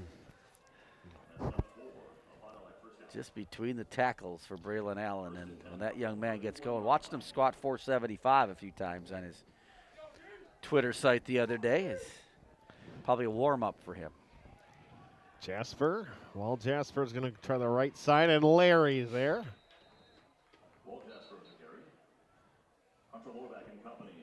The referee steps in there and lets Alex and another player kind of mix it up a little bit, but I think all in good sportsmanship. They just were playing hard. Pirates looking for a stop here. They haven't stopped Fond du Lac yet, either on downs or turnover. No, they haven't. Yeah, for instance, I believe I had Fond du Lac for 1 punt this season. Allen is going to bounce off a tackle and be taken out by Sylvester. Great open field tackle by the senior defensive back. Alex is solid tackler. Tevin Montgomery making a play on that one initially to slow Braylon Allen down.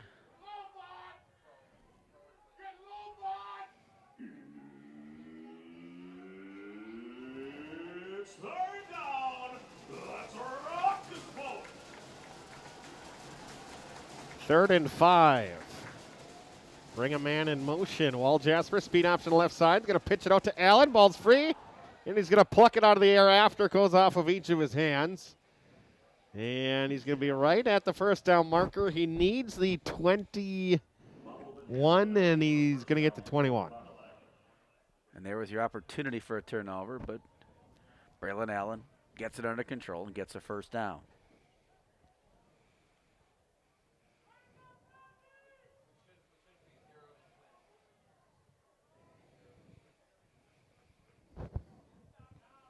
First down and 10 from the 21-yard line.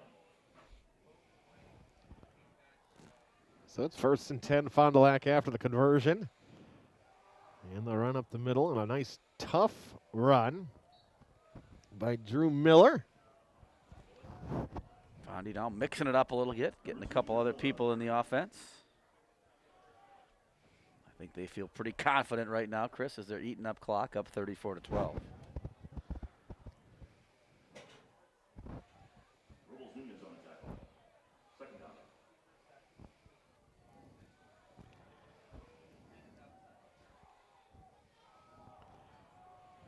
Wall Jesper is going to carry across the 5. Dennis DeBush messaging in. Well, it's about time, Dennis. A little bit late in the game, possibly, for Dennis. Usually he's her first half guy. Still down in Florida? They come back in a week and a half. A week. Let's make some noise, Pirates fans. Lady Lake, Florida. The Finger family tuned in. Jessica messaging in. Allen bounces left side into the end zone. Touchdown, Fond du Lac Cardinals. Play results in a Fond du Lac touchdown. Braylon Allen with the carry. So Fondy goes up 40-12. Kind of something we thought could happen tonight, Chris. We talked about it before the game started, and it kind of has happened. Bayport has not lost 3 consecutive games since the turn of the century. It's back in the 1900s. Where I was still here then. I'll guarantee it, because when I came here, we started off by losing a lot of football games. Extra point is good. It's 41-12.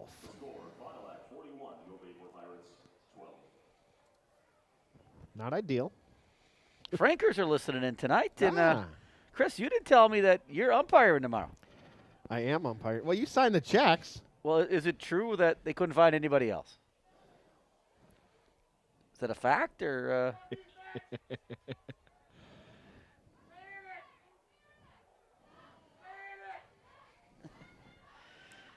So I did not know. Well, I do sign the checks, Chris, but sometimes I don't look. No. You behind the plate on the bases? Well, it's a doubleheader, so one of each. Wow. It's also a scrimmage, Chris, isn't it? It is. Yeah, you can't play games yet. Right, so, well, good luck, Frankers. That's all I got to say to you. Don't mess with them, though. It's got a short fuse there out on the What, nose field. to toes and batter's box wide? Well, not a lot of walks when Chris is behind home plate. He likes to keep the game going. Yep. End over end kick, and Sylvester for the 4th time. This is from the 15, far side hash. They'll try to skip across the 25. A little shimmy up to the 31 for Alex. 8:32 to go in the 3rd. So the Pirates would like to mount a little drive here. You'd think that you need points here if you want to keep it away from a running clock. That's correct, Chris, the mathematician that you are. First down and 10 from the 31-yard line. 3-0. Bayport Pirates. 2 receivers left for the Bayport offense. Send Barry in motion, and Frank takes the snap, and the handoff Grzybowski is going to bounce it wide to the near side and get thrown backwards by Chevrolet for a loss of 3. Approaching 8 minutes here to go, 3rd quarter, 41-12. We didn't even go over first half stats. Mitch Meyer able to run them up to us kindly. He also stole a few cookies from the Plums I on the way. made him steal a few cookies. I have Grzybowski for 102 in the first half. Impressive. Far side, Barry on a screen to the wide receiver. Blocking in front of him is Joel Preston, and a nice grab to get some yards back. Maybe a gain of 9, 3rd and 4. I think Joe's a little nicked up here. Samus? Samus. He's going to, looks like a little ankle, going to gimp off here a little bit, and we're going to place him with Mitch Michalski.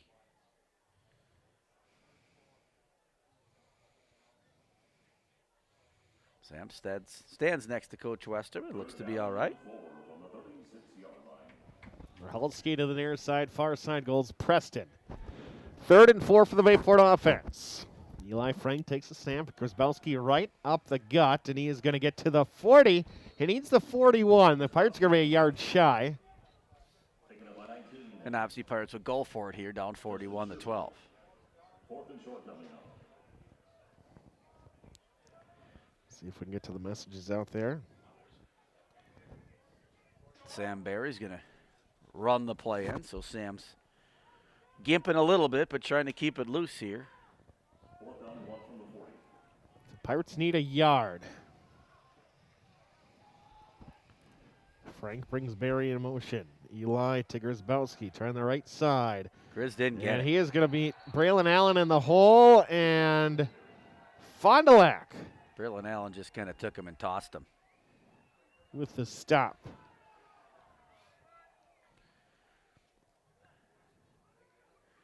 Now, we could be about 2 minutes from running clock right now, Chris. Well, They gave him a the really Whitecap nice is mark, yeah, though. they did. The Whitecap, is he going to ask for the chains or no? I think you're going to ask for this. I think they got it. Oh, he's calling it. Well, they called it first down the other way.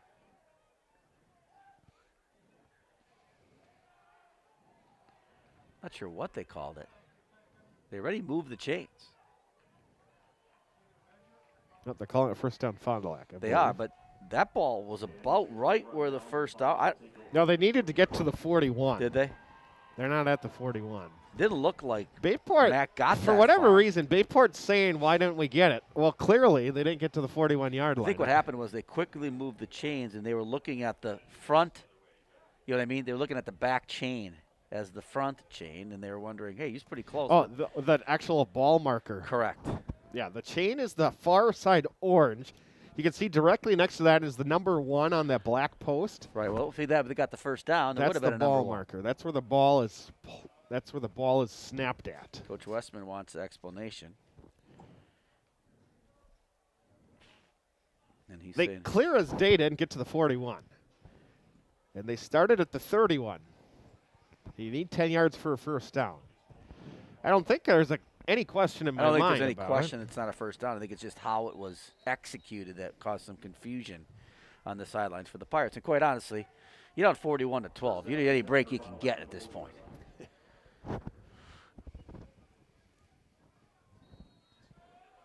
If you're Fond du Lac right now, you'd like to get a touchdown here and get running clock. Play action. Wall Jasper looking deep. Like I and said, he's you'd got like to get a Collian touchdown here. behind his man. At the 5, into the end zone. Touchdown. Fond du Lac Cardinals. They ran Braylon Allen in motion, and I think everyone thought it was going to him, and Braylon just stopped. And it was wide open down the middle of the field, and the Pirates now down 47-12, and you can have a running clock either way here, whether they make this or miss it.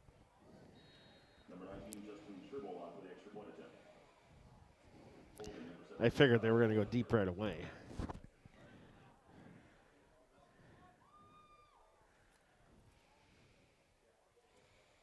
Kick. Up and through. And the Pirates now trail 48-12. Well, we'll get our trivia a little early start. What's the most listened to broadcast that we have had?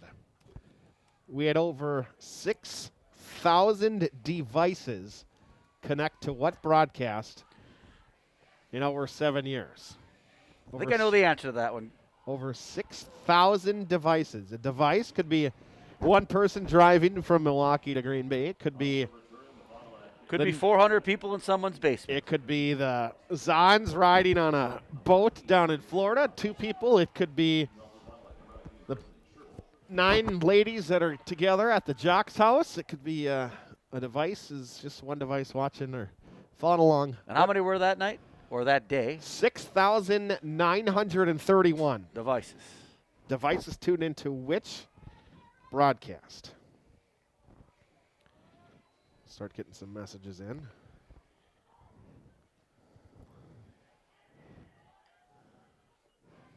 And Michalski's going to crack at the kick return. And he'll get up across the 25.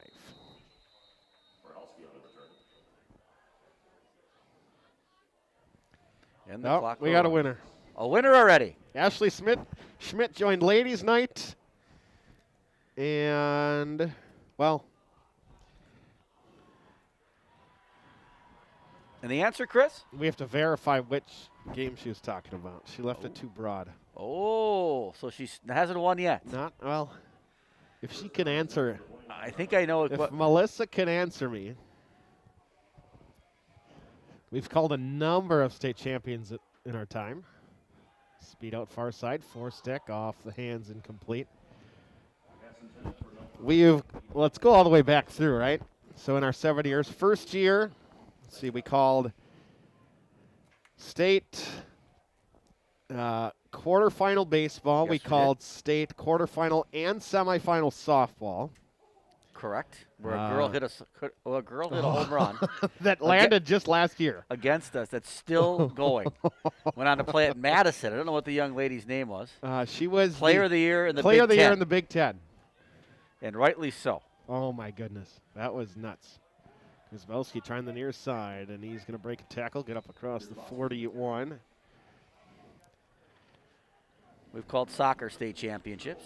So then the second year, we called state soccer, where they lost the state championship to Brookfield Central. They won state the next year. Actually, that was you and Big Nags. Big Nags. We are the state championship broadcasting team. Yep. And that was against Sheboygan North. The following year, they lost to DSHA. The correct answer was not given there, by the way. Oh, we're still on the board here. Incomplete pass. You have announced the state championship in the girls' basketball season. Girls' basketball, Kale and I got to broadcast. Yeah. Yeah, that's when I did all the games all season long, and Kale ended up doing the games. Hey, you went to Madison for the sectional. State sectionals, where I listened to it when the score was like 6-4. Yeah, we went to overtime. What was it, 24-24, 29-29 at overtime? I listened to like overtime in a place called the Old Fashioned. I was eating in Madison, right in the square. For those of you that have been there, great place to eat. I was going crazy, but no one could score a basket. So Melissa's answer was incorrect. Until Reagan McIntyre scored the winning hoop, correct? Yes. Yeah. So we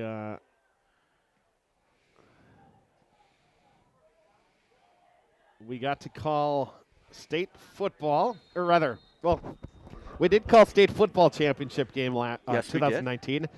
The same year that we called state semifinal. State semifinal and state championship of basketball. Last year we were I feel that Bayport girls would have won this against DSHA in the semis, correct. And I think Middleton would have gotten revenge on them in the state championship. Oh, the woulda, coulda, shoulda, and we'll never know. But Bayport ended up being the 2-year. Any girls hoops players from last year listening, I think they should definitely text in on that one or tweet in, as Mr. Learman just claimed that we would have lost in the state tournament. And the far side, and Fondy's going to run open with David MacArthur. The Zons are listening from Florida, by the way. Stephen Eldry. I want to make sure that when we give the Zons, that would be one device for 2 people. Still counts as one device. Correct. So which broadcast did we have? 6,931 devices. So that means, let's say, that means if 2 people are listening on each, we're talking about 14,000 listeners. Correct. Gets kind of scary, doesn't it? We called state hockey. Quarterfinal, they lost to Sun Prairie. We did. And one device was James Radish with 23 students in the classroom. That counts as one device. Okay. We've also been able to track that 1 year for football. Football alone, we crossed off 46 states and 13 different countries. That's we listed right. this I remember round. that year. That was an outstanding year. A minute and a half till the end of the third quarter here. Bring him in, which I think Braylon Allen's day is completed. Number 16, Braden Eichel with the carry. Off tackle taken down by number 3, Tevin Montgomery. Tevin Montgomery's still playing really hard in there. The fresh will be fun to watch him over the next 3 years. Really, really good football player. Jaden Montgomery not playing today if you just tuned in. Fond du Lac looking to add to their scores. We're under a minute here. Running clock, third quarter. And we'll try to steady the camera. First and goal, Fondy up the middle, and it's going to be a score. Touchdown, Fond du Lac. Fond du Lac touchdown scored by number 16, Braden Eichel. Clock's got to stop. Carry, 5-yard carry. So Fond du Lac still has not had to punt the football tonight. They're up 54-12.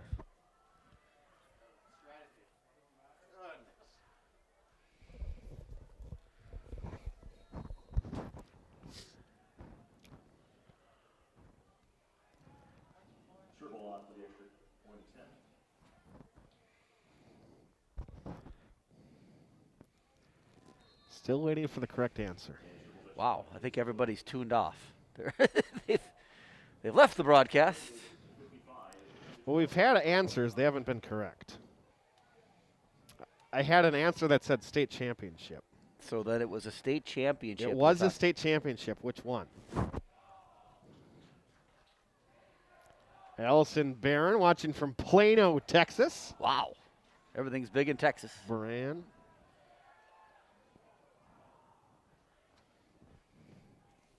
Eric Baranchek watching.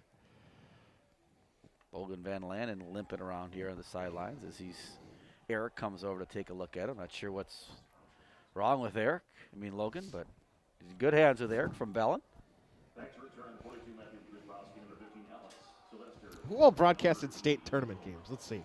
Big Nags, you, myself, Tyler Britz. Tyler Britz. Who was our trivia last year. Cale Coleman. Okay, that's 5 of us. Otis was going to state softball, but we elected to just go with me because of the setup was goofy there. Sylvester with Austin below.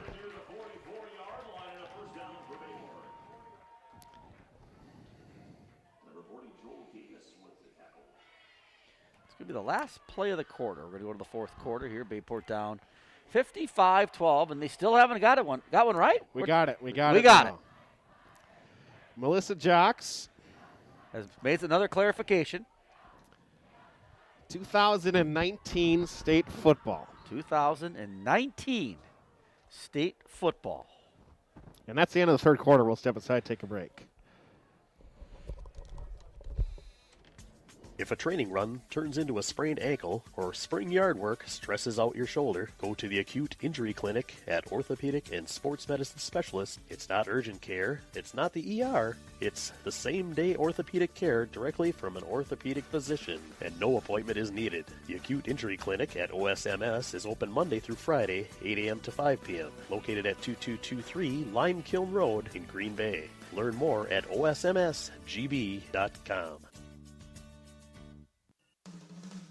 Zesty's Frozen Custard and Grill. Zesty's, serving up a full food and frozen custard menu. Now open right across from Bayport High School at 2639 Lineville Road. Offering a different flavor of the day, each day 11 until 9. Try their weekly special baskets or enjoy some of Zesty's awesome, fresh, frozen custard. Zesty's Frozen Custard and Grill, the finest frozen custard in town. Flip-flop the field. 12 minutes to go. Congratulations to Melissa Jocks. Melissa Jocks. The football state title game in 2019. Which, if you put it into perspective, Grzybowski up the middle, breaks a tackle. He's coming near side, and he's going to carry inside the 40. Katie Schluter with a earplug in because Mark Hansen's cheering next to her. Yeah, Katie's probably deaf by now at this point. What's more impressive, because of the amount of fans that were at the game, right, makes that number even more impressive. And then on top of it, though, because we did a full 1 hour pregame, we had thousands of people that listened to the pregame show while they were at the stadium game, waiting for the game to start. So we loaded the deck a little bit. Yes, that's all right. Ball's on the turf. And the team in Navy got it back. That'd be the Pirates. 6,931. So that's impressive. Devices. Devices, not people. So then, Melissa, you have to let us know. So it's ladies' night tonight. What's the number of people for one device? What do we got, 6 here? Who's joining Melissa tonight? Well, we already went through that. We did? Remaker, Bartolozzi, Van Allen, Hools, Smith. 2nd and 12 for the Bayport offense. And do we have a false start? We do. False start on the Pirates. Dom Baker in the game right now. Jericho Klein, seniors.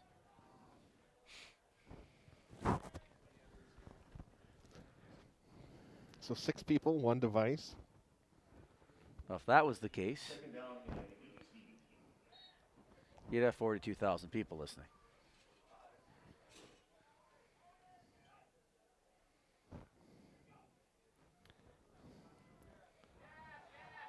Grzybowski dragging guys on 2nd and 17. There is with a list, at least a buck and a nickel, $1.50, I'd say, in this game today, as Matt's done his job.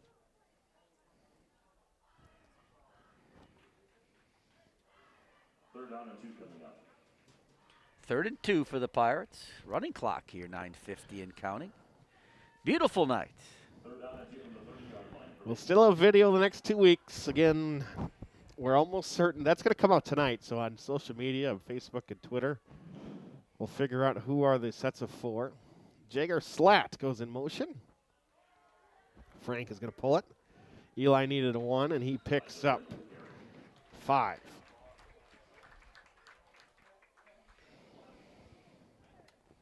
So the Pirates will fall to 2 and 3 in this shortened fall season, and they'll be, we think, the 4 seed, and play at Pulaski next week. That's according to Chris. Chris is looking forward to that, it appears. He's been quite excited about that the whole week.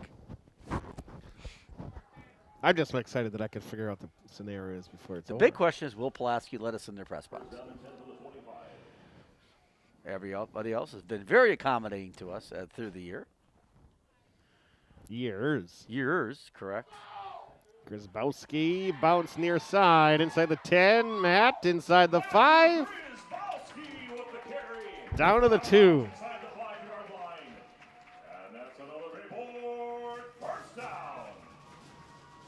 So the seniors got a chance to score another touchdown here for the Pirates to get it to 55-18.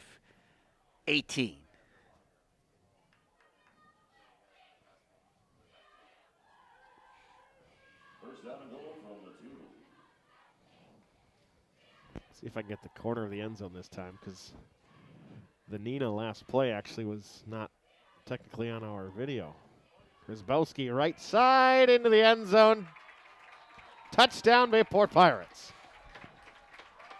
So the Pirates score to inch closer, 55-18.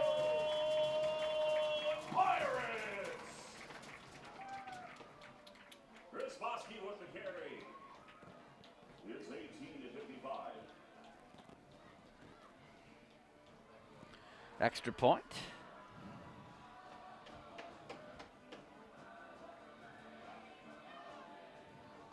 I think Jake Buckner's your center, isn't he? And your snapper on extra points? Yep. Lindquist listening out there from Iowa. Cody, outstanding young man, great football player, better person, wide receiver, punter. Cody comes back a lot, practices here, hard-working kid. And the Pirates convert the extra point to make it 55-19. Kimberly defeats Appleton North 38-7.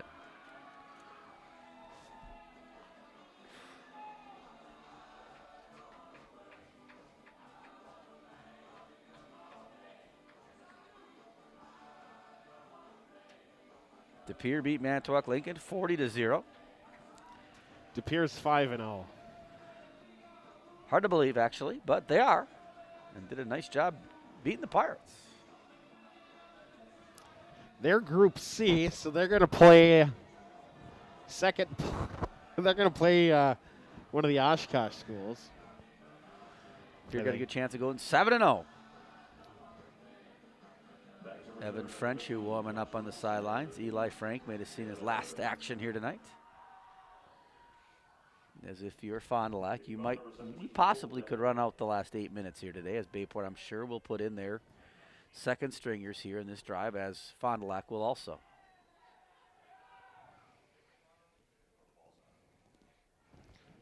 Kick squibbed. We scooped up for Fondy. Try to cut near side. Watch out. Big return. Joel Preston with the touchdown saving tackle.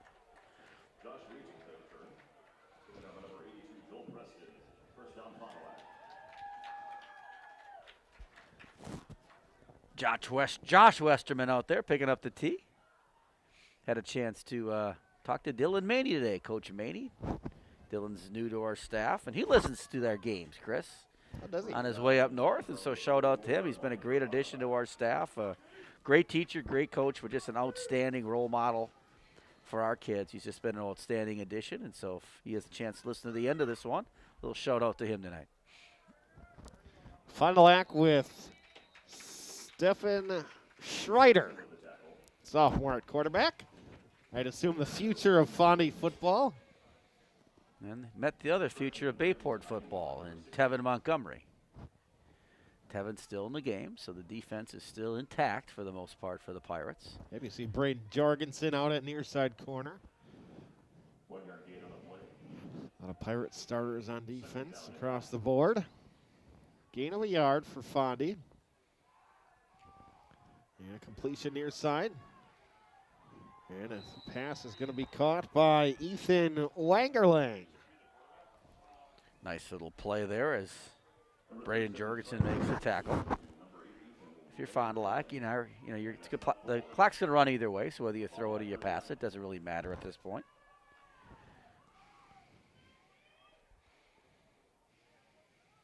First down attempt from the 41-yard line. Schreider, handoff inside. Eigenbrock.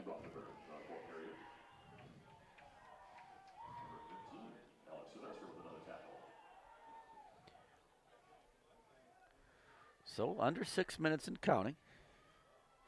Pirate Trail 55-19 running clock in this football game.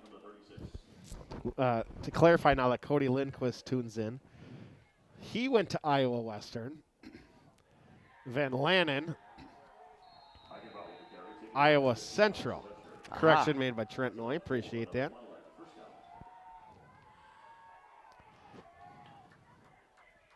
Trent listening out there, one of our baseball coaches. I know he's excited about the upcoming baseball season. A lot of good players. Now it's just chemistry and coaching, as I always say, the two C's. Never know when you need a nice suicide squeeze to win it.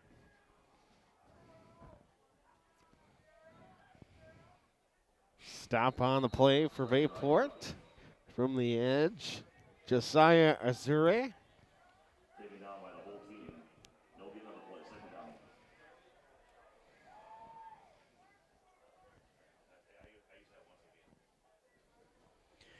Under 5 minutes and counting. Fond du Lac trying to run out the clock here and end this game. We think we're going to come to you from Pulaski next week. We tink. Double they're gonna move, throw it far deep. side. Fondy up top for the touchdown. Touchdown, Fondy Cardinals.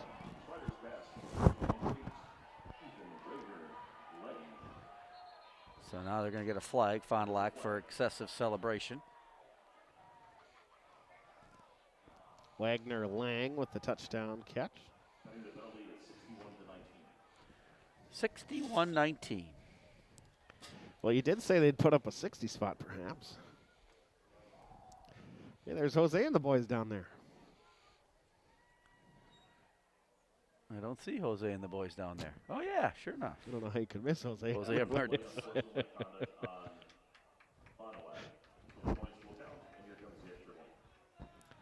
So it is 51-19. 61. 61-19. You get that high, it's hard to count.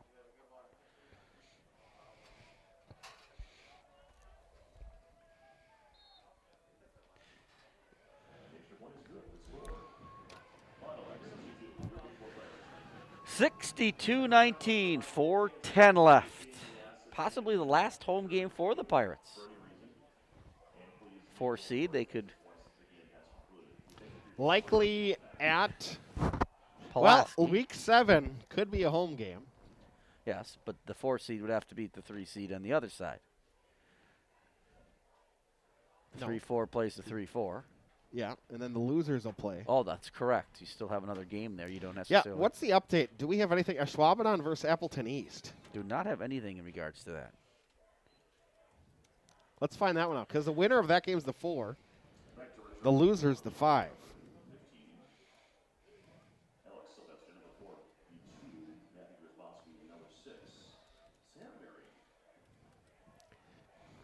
Where do I have that game? That game is at Appleton East. Can we get that score? Right here. It is. Appleton East with 4 minutes to go is up by 8. So Against that Ashwaubenon? means, yes. That would be Appleton East's first win, I do believe. So, if Bayport were to lose next week, they'd probably host Appleton East. A high likelihood, actually.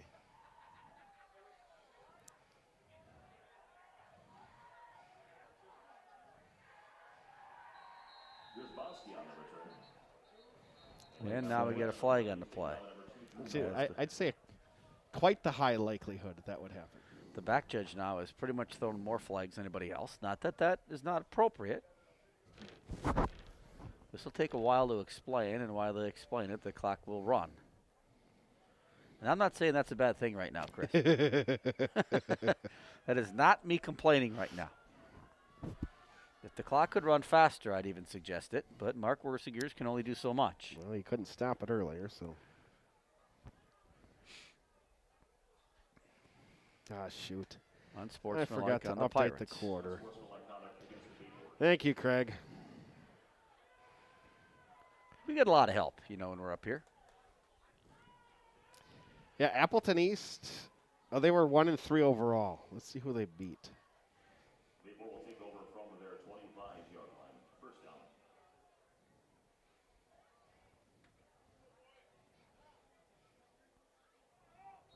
First down attempt from the 25-yard line. They beat Sheboygan North. I don't even know how they're going to figure that out. Neither do I. And right now, I don't even care. Low snap, handoff inside. And Bayport is going to get Luke Bartolozzi. Little Luke. So Appleton East will have 2 wins. And we'll have 2 wins. Bayport will have 2 wins. So week 7 might be at home. That's basically what we're getting at. Right. We could have another home game is what we're saying. But I think tonight or tomorrow morning early on, we'll find out if we're at Pulaski indeed. Bartolozzi trying to left side. Luke's going to bounce it outside. 25. Cuts it back upfield. Gets to the 31-yard line for a gain of 6. Luke got a nice little run there. Saw the hole and hit it. Looks like Craig Bookinger down on the track right there. Bookie coming back from a golf meet today. They were also at Whistling Straits. Yeah, they held the girls back. Yeah. Yeah. Right. I don't know if our girls beat our boys today, but. Well, what did the girls shoot? 314? I don't know. I just saw Joe score. Throw near side, and a grab made by Jericho Klein. He's senior. Across the 40 to the 42. Jericho with a catch. His first of the year. Good for Jericho. Jericho took a year off of football, but came back and wanted to be part of this team. He's done a great job as our punter for our team this year. Dom Baker checks into the game. Dom, another senior, getting a chance to play here a little bit today. Love to see ball thrown to Dom here. Give him a jet sweep, maybe.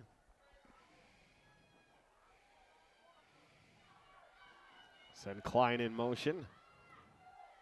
Fake to Bartolozzi. Frenchu up the middle, across the 45 to the 47. Evan, the junior, will be fighting for that quarterback position next year. One more play, and we're going to be done with this one, Chris. Yeah, one to go.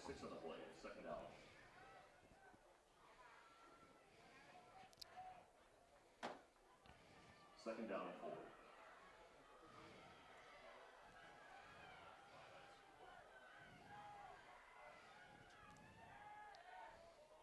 Throw far side.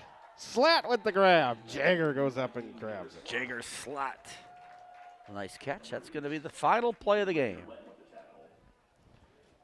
Jagger also a senior. He's going to Oshkosh, I think, next year. Jagger is. Will they run one more play? They're going to try to. And they're going to get it off. So that's final. We'll step aside, take a break. 62-19 your score. You listen to Bayport Pirate Football. Howard Swamico residents, if you're considering buying or selling your home, Jeff Deacon, Shore West Realtors can help. With over 19 years of real estate experience, Jeff is sure to make your move stress-free. Call Jeff at 606-3333 or visit jeffdeacon.shorewest.com. Trusted experience with a hometown feel. Jeff Deacon, Shore West Realtors.